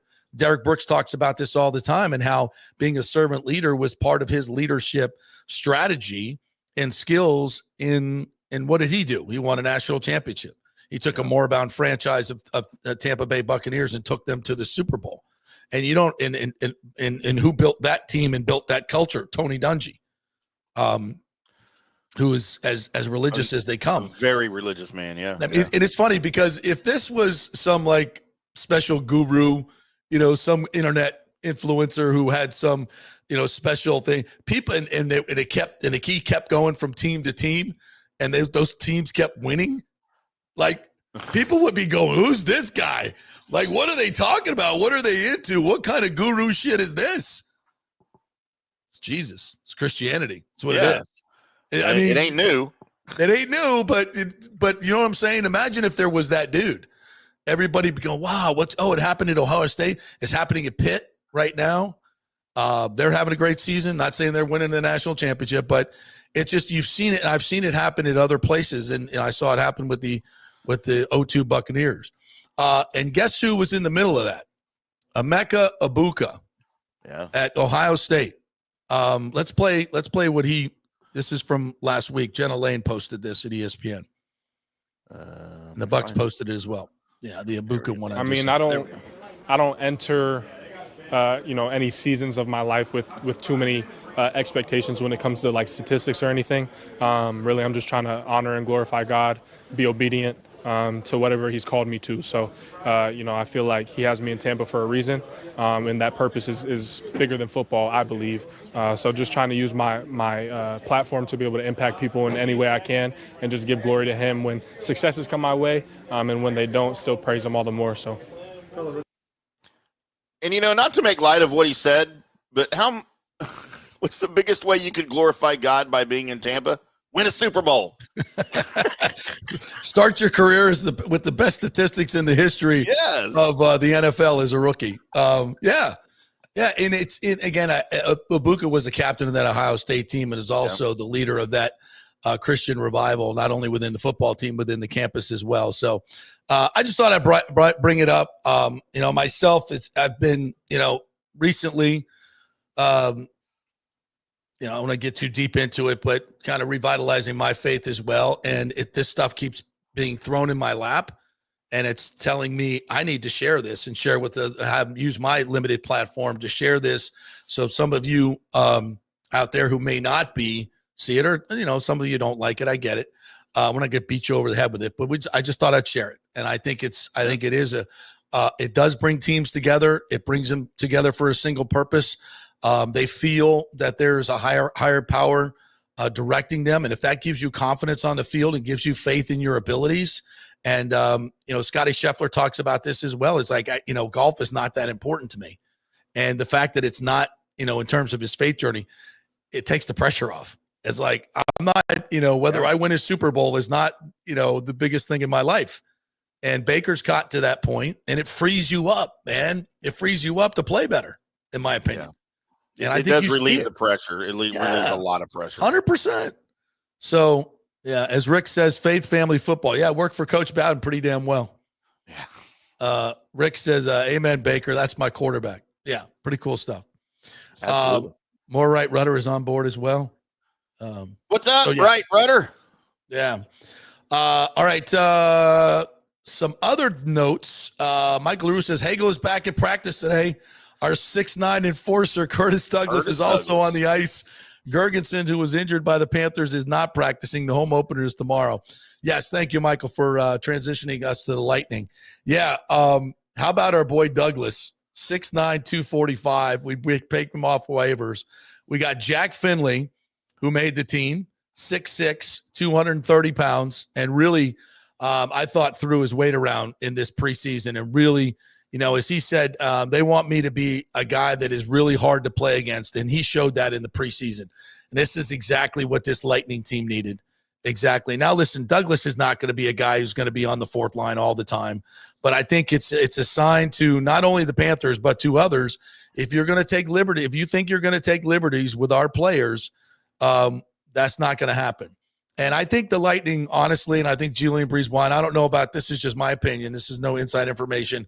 I think they've been trying to resist this for quite some time. I think they didn't feel like it was needed. But I think after what happened with the Panthers last year and getting pushed around in the playoffs, there's just no other way to say it, and getting bullied by them. and watching them bully other teams, it just you come to the conclusion that you don't want to do it, but you have to do it. Yeah, you just have to do it. If the NHL is going to allow these guys after every whistle to punch you in the back of the head and stick you and all this bull crap that the Panthers have been doing, hitting you in the back of the head with elbows and all that crap, you got to fight fire with fire. There has to be you have to know that we're not going to, go get Ekblad. We're going to go get Kachuk. We're going to go get Marchand. We're going to go get all of them. And you're going to pay the price that ours did. Nobody wants star players out of the game, but if you're not going to protect them, then we got to fight fire with fire. And the NHL has completely lost control of this situation. There's no doubt about that. So this has forced the Lightning to get grittier, get bigger. And at some point, we may see a line of Sabourin, Douglas, and Jack Finley, 6'9", 6'6", and another 6'3" son of a bitch.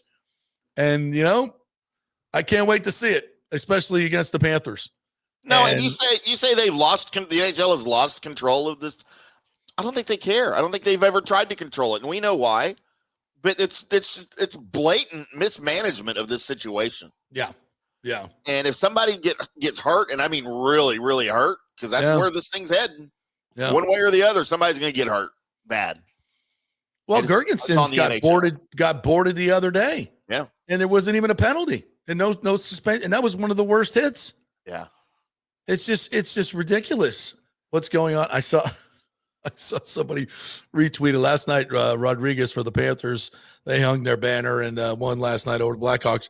He took a bad shot on a puck, and they showed the injury and him getting helped off the ice. And the NHL player safety has finally hit the Panthers with hit the puck with $100,000 fine for injuring Evan Rodriguez for taking the puck got fined. I know I screwed that up, but it was pretty funny.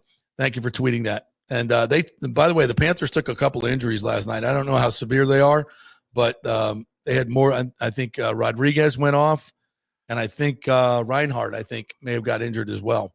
So, it's going to be hopefully a slog for him. All right, let's take another break. When we come back, we'll do a little bit more Lightning, a little bit more Bucks, and we'll hear from Orestes Estrada what he thought of the new owners as well. We are brought to you by the great folks at Third Generation Plumbing and American Standard Heating and Cooling. That is the dynamic duo that will keep you cool and keep you warm in the winter. American Standard Heating and Cooling and Third Generation Plumbing. They have the great service. They'll give you a 1-year maintenance agreement with the new unit if you get it right now. That's the special they got going. And, of course, if you have any emergencies or anything, Third Generation Plumbing and AC will take care of you. ThirdGenerationPlumbing.com and American Standard Heating and Cooling, the dynamic duo. Back in 3. Stay with us. JP here for Riveters, the official sports bar and grill of the JP Peterson Show. We're located just south of Ray J and Steinbrenner Field, so it's a great pre- and post-game spot, and the happy hour is amazing. Monday through Friday, 3 to 7. Check out these specials. $3 Bud Light drafts, $4 domestic bottles, $5 wells, $6 premium wells, $6 cocktails like margaritas. It's unheard of. And the Riveters food is freshly made daily. No freezers. Happy hour food specials include $3.50 tacos and barbecue sliders. $6 you get edamame or chips with the beer cheese, which is amazing. $8 buffalo chicken dip, my favorite. The truffle fries, chili cheese fries, also $8 at happy hour. As well as other specials throughout the week, including Taco Tuesdays, you get $3 tacos, and Wing Wednesdays, 7 o'clock to 1 a.m. in the morning, you get our amazing wings, 5 for $5 and $5 wells and wines. That's a good Wednesday night. So if you're tired of the preppy, overpriced, generic sports bars, come see the amazing, friendly bartenders and staff at Riveters, where customer service really matters. Riveters, just south of where the Rays and Bucs play. We'll see you there. Experience the art of driving at Genesis of Tampa, where luxury meets innovation and every detail is crafted for you. From the bold G70 to the refined GV80, Genesis delivers power, elegance, and technology years ahead of its time. Book service online, and our Genesis Experience advisors will pick you up and drop off your vehicle. If available, you can enjoy a courtesy car while yours gets a complimentary interior vacuum plus a generous offer for your trade. Every new Genesis comes with the Miracle Advantage Plan, 10 years or 250,000 miles of powertrain warranty and 4 years of complimentary maintenance. Visit us at 801 East Bears Avenue or online at genesisoftampa.com. Genesis of Tampa, luxury redefined. Italiano Insurance would like to congratulate the Bucs on their 50th anniversary season. And you know what? We've been here for every season and then some, over 60 years in business. We've seen some smart coaches with great game plans, but if you don't have flood insurance or business insurance, that's a terrible game plan. That could ruin you financially. You don't want to take that L. So call 813-877-7799 and let their friendly agents quarterback your insurance and save you big money. Italiano also sponsors our FSU report every week, so go Noles. 813-877-7799 or go to italianoinsurance.com. JP here for my friend Jason Fawcett, owner of On-Site Construction. They do residential and commercial renovations and new construction. As a leading home builder and general contractor, On-Site Construction prides itself on transforming homes through superior craftsmanship, dedication to client vision, and an unmatched commitment to quality and service. It's about building relationships. We take the time to understand our clients' needs, preferences, and budgets so that we can deliver a personalized experience tailored to their unique vision. From the initial designs to the final touches, we're there every step of the way, ensuring that the end result mirrors your vision. Here are some testimonials from happy customers. G. Gibson says, no hidden costs, very honest, reliable, creative, and communicates well. Reasonable and fair with their pricing, no hidden costs. C. Smith said, did not disappoint. I'm very happy with the work. This company really cares and will take care of it. So if you're just thinking about building or renovating, give us a call and let's see what's possible. 813-579-5789 or check out our website at onsiteconstructionfl.com. Are you having legal issues with a business partner or other legal business issues? The attorneys at Walters, Levine, and DeGrave can help. Call 800-616-0384 for a free consultation. At Walters, Levine, and DeGrave, we've redefined what a law firm can be with top-tier attorneys, personal service, and 26 years of success. From business law to civil litigation, we deliver smart, client-focused solutions. Walters, Levine, and DeGrave recently won a $6.4 million jury verdict from a large real estate developer, and they can win for you too. Walters, Levine, and DeGrave. Let's solve it together. Not attorney spokesman. For a free consultation, call 800-616-0384 or go to walterslevine.com. Offices Tampa, Sarasota. Let's go. Right now, back to the show on FanStream Sports. All right, welcome back to the JP Peterson Show, brought to you by the great folks at Delete Me. They make it easy, quick, and safe to remove your personal data online at a time when surveillance and data breaches are common enough to make everyone vulnerable. Data brokers make a profit off your data. They use it as a commodity. Anyone on the web can buy your private details. This can lead to identity theft, phishing attempts, and harassment. But now you can protect your privacy with Delete Me. Take control of your data and keep your private life private by signing up for Delete Me now at a special discount for our listeners. Get 20% off your Delete Me plan when you go to joindeleteme.com/hit and use the promo code HIT at checkout. The only way to get 20% off is go to joindeleteme.com/hit and enter that code HIT at checkout. That's joindeleteme.com/hit, code HIT. Yes, keep your stuff private. That's what we need to do. Keep your privates private. Keep your privates private. A couple other notes here. Angelo Provenzano says, would the HCC site be in conflict with the Glazers' future plans to develop the area around RJS? I feel they would fight having to compete for concert events as well. Interesting thought. Now, here's the thing with concerts that I've learned. So there's like stadium venues, medium-sized venues, smaller-sized venues. So concert tours will say, okay, this is going to be a, arena size. It's going to be a 10,000 arena. So it just goes kind of by what kind of crowds that particular act is going to draw. So obviously RJS is a 60,000, 70,000 seat stadium tours would come there. So those are your big U2, Taylor Swift stuff. So that wouldn't, the baseball venue is probably going to be 35,000, 40,000 fans maybe. Mm-hmm. So it wouldn't be big enough. So it's a different tour that they would be. I'm sure there'd be some overlap, but I think this is what I've been told about concert venues. It just depends on the size. Now, that would be competing with the new USF stadium. That'll be similar size. So right. I think that would be more. The thing with the Bucs is interesting, and the Bucs have not come to the county and said what they want from the county yet. And I think it's kind of different because they're not looking for a new stadium, and building a new football stadium would be ridiculous and you got to understand the Glazers just put $130 million into this stadium. Right. With new audio, all that. And that was just 4 or 5 years ago. They redid all the suites. And they put in the Hall of Fame club. They redid the clubs, the East and West clubs. So that stuff is brand new. It's brand new. So that stadium has great bones in it, and it has all that accoutrement that is brand new. So they certainly don't want to F with that.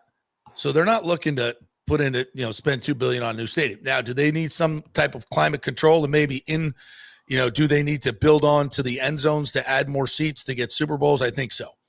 So I think you can see a renovation in what Florida State just did. If you watch the Jacksonville game last night, they've taken out those 50-yard line seats and made clubs in there. So I think that in the ground level stuff that you're seeing at a lot of stadiums, AT&T I think was the first to do it. SoFi did it. So I think if they did a renovation of this stadium, it would involve a lot of more premium seating, taking out the regular seating and putting more premium seating in. You might even see like a club level on the visitor side. So you would kind of take out, that big chunk of seats where the Philadelphia fans would come. And if those are high dollar seats in premium area, you would think that local fans are not going to sell those. Those are going to be investments for them and their businesses. So, and this is just things I would think they're doing. And so I would think it would be, would it be $500 million, which is what it costs to put the roof on Hard Rock and do their renovation? But that was 10 years ago? So obviously, or more, yeah. Yeah. So I would think it would for the stadium stuff alone, it would probably be close to maybe with how much of that would they ask for the public? I don't know. But I do know that, they're redoing their whole stadium at Manchester United and Old Trafford. So that's a huge expense that they have right there. But obviously it's going to make them a lot of money. So the answer is, how do the Bucs feel about this? I don't know. If they were worried about it, I think they would have got out front of it. So I don't think they're worried about it. I don't think they're going to the county commission or city and saying, hey, what about us? Because they haven't done that. And they've been very, very strategically quiet. Yeah. Talking about stadium stuff. So I think what I know about real estate, which is limited, but I think when there's a big development near something that you own, it's a good thing. It's always a good thing. If you're cleaning up the area. So right now that's a community college, right? HCC. If you were going to put a mixed use project in where the stadium is now, and probably that property that they own between the stadium and One Buck Place, which they all own that, they're not going to get. The city's not going to give them money to build condos. They're not doing that, but they're going to make money on it. Now they were going to they would ask for stadium stuff. So my answer is I don't know, but if it was really something that would be prohibitive for the Bucs, I think they would have got out in front of it, and they would have already told Ken and the city, hey, we're going to be asking for X, so make sure that that's available for. What are the Bucs going to do? Move? They're not moving anywhere. What, are they going to move to Orlando? No. Then they'll have to redo that shit box stadium over there. They're too invested in Tampa Bay. They're not going anywhere. So I don't know what the big worry is. And I see, metropolitan areas that are a lot smaller than this fund football and baseball stadiums all the time. And again, it's not going to be a whole new stadium.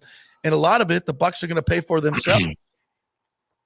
So they got a great deal at Raymond James Stadium. Their lease is up. So I don't know if they're going to get as good a deal. So basically, I don't think it's prohibitive that we're not going to build a Rays Stadium because the Bucs want money. Because if the Bucs cared that much, they would have got out in front of it. Does that make sense? Yeah. I mean, that makes sense to me. So I have two questions as an outsider here. Yes, sir. Is the college not in use anymore? Is it shut down? No, it's going. So it's not a big college. It's a campus. Right. It's just like a satellite campus. Yeah. Yeah. I think it's their main campus, but if you look at the map, if you pulled up, I'm looking at it right now. Yeah, I'm looking at it right now. Yeah. But I mean, so are they are they moving the school? Are they like a big plot of land? If you could put up, it's mostly parking lots and pickleball courts. So just south of the Stein, to knock down a few old buildings and yeah. It's if you look at it, it's mostly parking lot already, and there's not a whole lot of buildings to it. There's a lot of open space there, which makes it again very shovel ready to build. Which makes it much more attractive to this group, especially with their ambitious timeline. There it is. You got it. Yeah. Yeah. See, so right there in the middle, those are the main buildings. Yeah. And there's there's not a lot of buildings there. I've been over there. This is mostly parking lot, as you can see. Right. There's some newer buildings up to the left. And then you see the Stein there. And then there's pickleball courts, tennis courts, basketball courts. Huge part there. So in this new construction where the ballpark would go, you would, move them into newer buildings, basically, on the same site. So, yeah, it's shovel ready. So the other question I have, JP, is I was looking at this map. Of course, Steinbrenner Field is just to the north here. Yeah. Which is here. Yeah. What in the world is this, and what do you do here? That's play two different games at one time here. Those are practice fields. That would be amazing to play two games here at the same time. Get my shortstop. Well, you wouldn't need as many fielders. You still only, you wouldn't need. You need 3 less outfielders. The pitcher for one game is either playing left field or right field for the other game. It seems like something that Banana Ball could figure out, right? I think Banana Ball would definitely figure this out. I just saw this, and so many things were going through my head. Yeah. So yeah. Anyway, sorry, I digress. Yeah. So yeah, and there's a lake there in the middle, isn't there? There's a water feature. So there's one right, to the left of that. And I think if you widen out, there's another one between the pickleball courts and the campus, which of course they could use in some wonderful way. So I think it's I think it works really, really well. John Orobar says if Major League Baseball was willing to have the ballpark at St. Pete, they would have just forced Stu's hand and made him honor that ridiculous sweetheart deal MLB and St. Pete ends with Tropicana Field. Yeah, you're 100% right. Said that here's your wide shot here. Yeah, so there's a little, then I see I thought I saw a lake in there. Oh, that's the same one. Whatever. That's the same one. I'll probably dig one out. I don't know. You still got the circle that goes around the old ballpark north of Raymond James Stadium. Yeah, isn't that cool? That's the old sombrero. There's the old sombrero, yeah. But I mean, as you look at both stadiums, they're going to be right across Dale Mabry from each other. So you're going to put, some walking bridges over the top. And then if the Bucs are going to do a mixed use, hey, maybe they're going to partner with the Rays. Right. Drone tarp. Did you think about that? And drone tarp. Well, that's never going to go away. What if that actually happened? That would be you've got connections with owners now. You can make it happen. They listened to the show, so they've heard drone tarp. You just wonder what their reactions are as they're listening to this, trying to gather information on the fans and the feel of the fans. Putting in a 1.7, listening to me. And all of a sudden we mentioned drone tarp. They're like, what? Why are we listening to these clowns? Why is it so crazy? I mean, come on. It's brilliant. It's a movable roof connected to drone. If I can fire a cruise missile from a drone, can I have it hold up a tarp? Give me some shade? Come on. More sponsorship opportunities too on Absolutely. It's never ending. All right. Can we pop on Arrestis Estrada? You got that queued up and ready to go? Yeah. Yes. Yeah, I might have to move it a little bit here to get to your spot. They rave about him. Yes. Boom. Right here. Because that's something that has been severely lacking from the in Big the O show yesterday. Well, predominantly, like I said, when I said the aura of what was presented, what I think the fans that are watching this, that are going to replay this half hour, very well put together press conference, is that aura of positivity, intelligence, yes, gravitas, and realism of what needs to kind of have to happen in a kind of methodical yet business-minded approach of what the challenges are. You know, my points and the keys that I left with that were obviously, and we'll touch on all of them, you know, stadium and the criteria for where the stadium should be. Very interesting where they said leave player ops alone, so to speak. Let, you know, the great, you know, Eric Neander and the great longest tenured manager in the major leagues right now, and Kevin Cash alone per se. Yes. If anything, ingratiate them with a few more millions of dollars to make better moves, right? Then, like as you aforementioned, commitment and fan engagement, commitment and engagement with local businesses, commitment and engagement greater in the community. I got that out of, you know, the keys that they were talking about. Then lastly, not at all forgetting about the new stadium, because that was definitely asked by many people in the top. The last one I think was most important is how they see their relationship with St. Pete and the next 3+ years needing to be on point, needing to be very strong, needing to get to that point and give them every help and whatever needs, because they're not footing the bill for fixing the roof and making the stadium right, but they are probably going to foot the bill to add some nuances and some new things in the Trop. Yes. So I was really encouraged. And again, I have a soft heart for Tropicana Field. You know, dating all the way back to your office for a long time. Dating back to, you know, 97, 98, after I just retired and Vince Amoli brought me in and we were opening the doors for the first time. Dating to me going away from broadcasting and traveling around with ESPN, ABC, you name it, Japan, and then coming back to the fold in 2011 and being there for 12 seasons, and having a real relationship with the fans, not only in the community, but also in the Trop.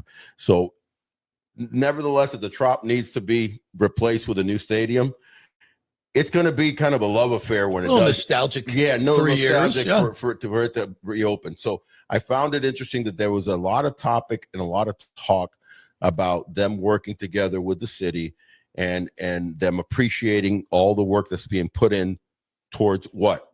April 6th. Yes. Kicking it off. And then lastly, they applauded the great works of the management of that it has been the Tampa Bay Rays for the last, couple decades, namely the last few years, especially Neander, Cash, that scenario.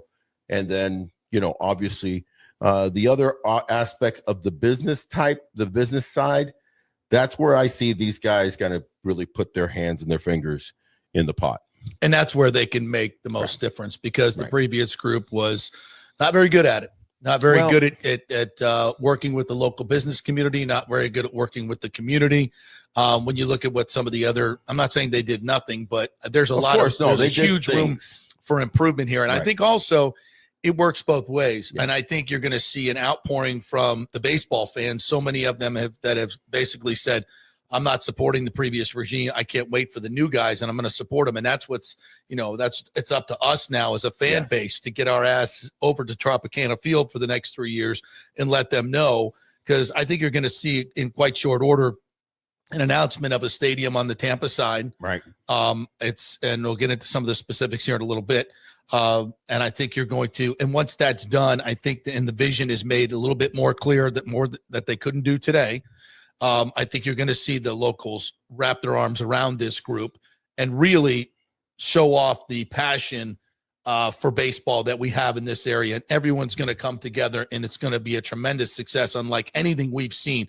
We've had pockets, I think, where the city, the community has been energized by Rays baseball in the World Series run, and it's really been something to behold, to see a full stadium and the energy that was in it, and the energy in the city around it. But for so many reasons, we've never really done it on a sustained level, and I think it mostly has to do with the previous ownership group. But I think this group can galvanize everybody. That's what I heard today. They're going to galvanize the community, the fans, the business leaders, the political leaders. They have those connections as well, and bring everything together, unlike anything we've ever seen. And we're truly going to see, for once, what Rays baseball can be in the Tampa Bay community. I think it's going to be outstanding. Exceptionally put, JP. And I think the key word there that you use is a phenomenal word, and that is galvanize. Yeah, it really is. And when you really dissect that word, it does take a scenario where if you're going to galvanize businesses, galvanize the community, galvanize the fandom to kind of join in together, right? When that ownership group is putting out serious dollars in order to do that galvanizing, I think it's imperative that you have true localness to your leaders. Yeah, absolutely. And so two things, bear in mind. True localness. When you really think about the great organizations in all of major sports in the United States, it's really kind of been brought forth in those places by people that had already been super involved in those areas. Mm-hmm. Jerry Jones, the Reinsdorfs. You go to New York with even Cohen now is trying to do stuff with the Mets. Obviously, the Steinbrenner family. Arthur Blank in Atlanta. Arthur Blank in Atlanta. What an incredible owner he is. Yeah. He tries, hasn't won much, but tries to, does it the right way. Absolutely. First class. If you want, what I mean? So these are people that there, Timmy. So if you want to already huge business people in those communities prior to taking them over. Shut him down. Golly, man, he just likes to talk, doesn't he? He's good. We did a whole show on it yesterday right after the press conference. So if you want to go check that out, it's up on our social media, also at FanStream Sports Tampa Bay on YouTube. So check big it out. Numbers on that show yesterday too, man. Huge. Did we know? Everybody's tuning into that. Yeah. It's a big topic. It's a huge topic. It's amazing. It's why we talk about it a lot. And I know Buck fans are getting pissed off and Lightning fans, but it's just when we talk about this, it goes nuts. And finally, we got some details. Well, not details, but certainly a plan. They certainly laid out a plan. For those that were looking for minute details, kind of so. Yeah. Rick says it's like Chris Rock says, community college is like a nightclub. Anyone can get in as long as you pay the cover charge. Yeah, we're not in Dallas. HCC is not an impediment. And again, Tampa Bay Business Journal did an interview with Greg Celestin, who's the head of the board over there at HCC. And he's like, this is a win-win for us. Absolutely 100%. So they've already done a lot of due diligence with this particular group. They know what's happening. So I at this point, I'm saying it's 90% HCC. And again, it fits all the parameters that they need. And it's a great location for it's closer to St. Pete than, say, the fairgrounds or even Ybor City. Keeps you out of the main congestion of downtown, but I think that would have been great too. So either way, either one of those sites is fine with me. Just get it done. And the fact that it is so much easier to do. It's state land, which, DeSantis could easily make that happen. And obviously he knows Zalupski. It just seems easy. It seems much more shovel ready. So away we go. What else did we not hit here, my friend, that we were going to get? We did. I saw a Bucs trade rumor. Oh, let me know what you think of this, JP. Oh, as they may be looking to upgrade at tight end. Okay. The tight end position, other than K-Dot in this past game, I think sort of deficient in the offense here. I'm seeing a trade proposal to bring Former Baker Mayfield and Sterling Shepard college teammate Mark Andrews to the Buccaneers for a 4th-round pick. Oh, with the Ravens falling out of competition. And Isaiah Likely really is your number 1 tight end there. He's just finally getting back healthy again. He's played the last 2 games. Mark Andrews sort of being pushed out of that offense a little bit. Not having his best season, but he's still clearly got a lot to give. And, man, I think he could do a team just wonderful, like the Bucs. I don't think it's a big need, honestly. No, but if you're looking to upgrade the position, that's where you want to go. Cade had a great game. He did have a great game. You know, with Wirfs back, you know, finally not having to block. I think he's fine. I don't. Someone mentioned.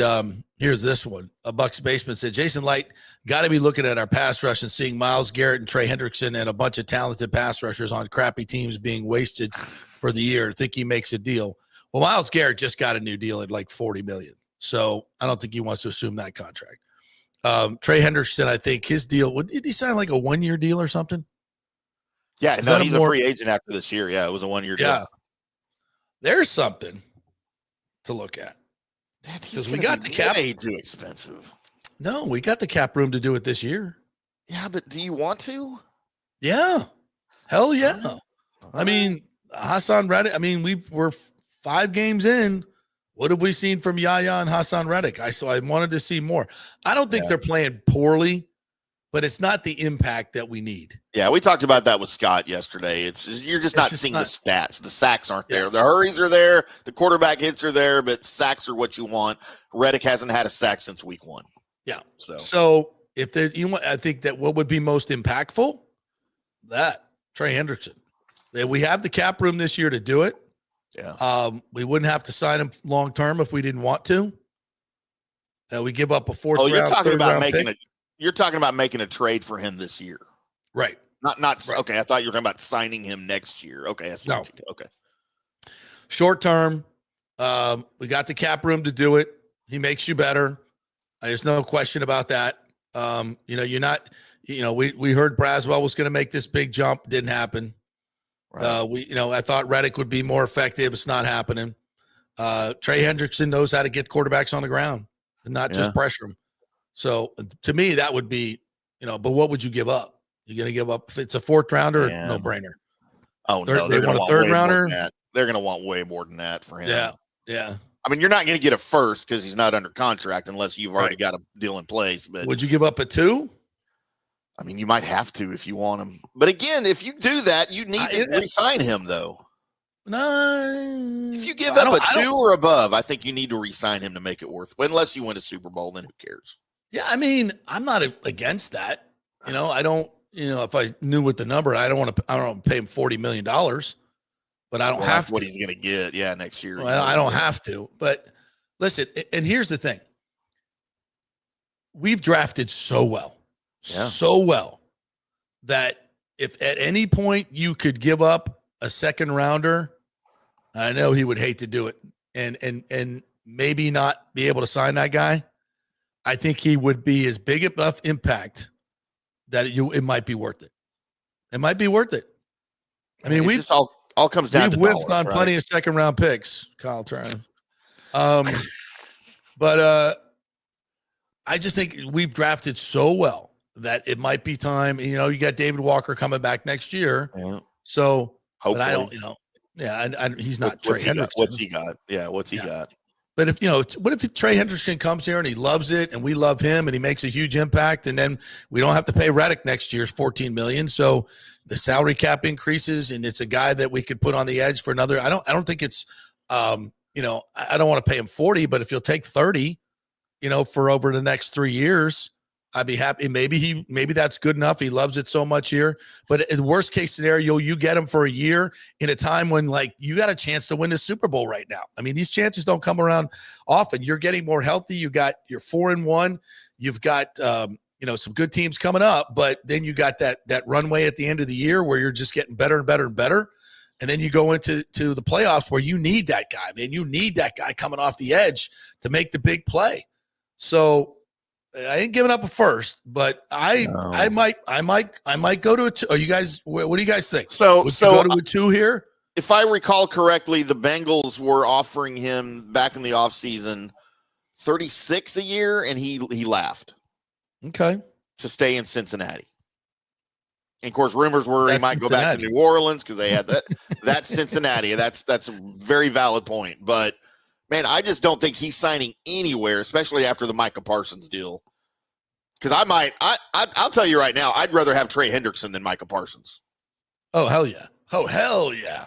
And so if Micah's getting 47, I mean, good God, that's crazy. It's I mean, we're not going there. No, nobody is. Nobody's paying Trey Hendrickson 47, but he's going to get 42. He's going to get more than TJ Watt in Pittsburgh, and that's 41. Well, I don't think he's going to get that at his age. I don't think so. I mean, you could be right. I think that's the going rate right now. That's for younger guys, though. Myles Garrett's 27, 26. So is Micah. Trey's what, 31? He's only got 3 years left. Myles Garrett's 29. Oh, is he 29? Yeah. Okay. Trey Hendrickson just turned 30. Yeah. But like I said, if I could, we're this roster is stocked. There was ever a time I could risk a second round pick. This would be it. I'd rather it be a third. A third would be a no-brainer. A third would be an absolute no-brainer. Yeah. Michael says Scott Reynolds said Trey Hendrickson will cost at least a second round pick. TJ Watt, by the way, also 30. They're almost the same exact age. They're 2 months apart. Yeah. In age, him and Hendrickson. Yeah. James said, remember, you have to have money for Baker, too. Yeah, true. Yeah. And Mike. Don't forget Mike. If you want to keep Mike around. Well, but again, I don't have to pay him. If it's a third round pick, I don't have to pay him. I just use him for, and this is a unique opportunity, in my opinion. It's a unique opportunity. You are in the mix. You have some injuries on defense. Yeah, I think I would do it if that's the impact. If I'm looking for one position, that's it. That's it. If he wants to stick around, stick around. Here's the money. We'll pay you 30 for the next 3 years, but no more than that. No. And if you lose out on the second round pick, so be it. Yeah. And I think actually can't say you didn't try. Even if it I don't know what the compensation is, but if you lose a guy that you might, when we get compensation, I don't know if it's a mid-year trade, you get it. If you lose a free agent and to a big contract, you usually get compensation. Compensatory pick. So yeah, I don't know if you trade for him mid-year. Yeah. You get that. Yeah. But there would be some. So yeah. All right, that'll do it for us today. Want to thank everybody, including the great folks at Walters, Levine, and DeGrave. If you're having legal issues with a business partner or other legal business issues or maybe legal issues with your employer, the attorneys at Walters, Levine, and DeGrave will help. 800-616-0384. That is 800-616-0384. Ask for my good buddies, Stuart Levine over there, who is a huge Buccaneers fan. And the things that he texts me during Bucs games, I know this. If he's as passionate representing you as he is about the Bucs, you will win every case for the rest of your life. And he is. Because that man is passionate about the Bucs. We love him. Their full-service law firm has 26-year history of helping clients with unique, personalized solutions. Our skilled litigators have advocated for clients in the Supreme Court of the United States and the Florida Supreme Court. So 800-616-0384 or go to walterslevine.com. All right, that'll do it for us here. Thank you guys for watching. Don't forget to go watch the Big O show that we did yesterday if you want more on the baseball. And we got into a lot of the baseball stuff as well on the field, what he expects from this group too. So it's not just stadium talk, a lot of other stuff in there as well. And we talked about the playoffs. By the way, how about Judge's shot last night? Good God, I hate the Yankees. I know, but that was a dramatic moment. You got it. That was a pretty cool moment. It was. We'll get into more of that tomorrow. I'm headed over to Bucs to talk to Baker and Bowles. Tell Baker I said what's up. He needs to live in the stadium and make more commercials. I love it too. All right, I'll find another smart ass question for him today. He'll love it. See you tomorrow.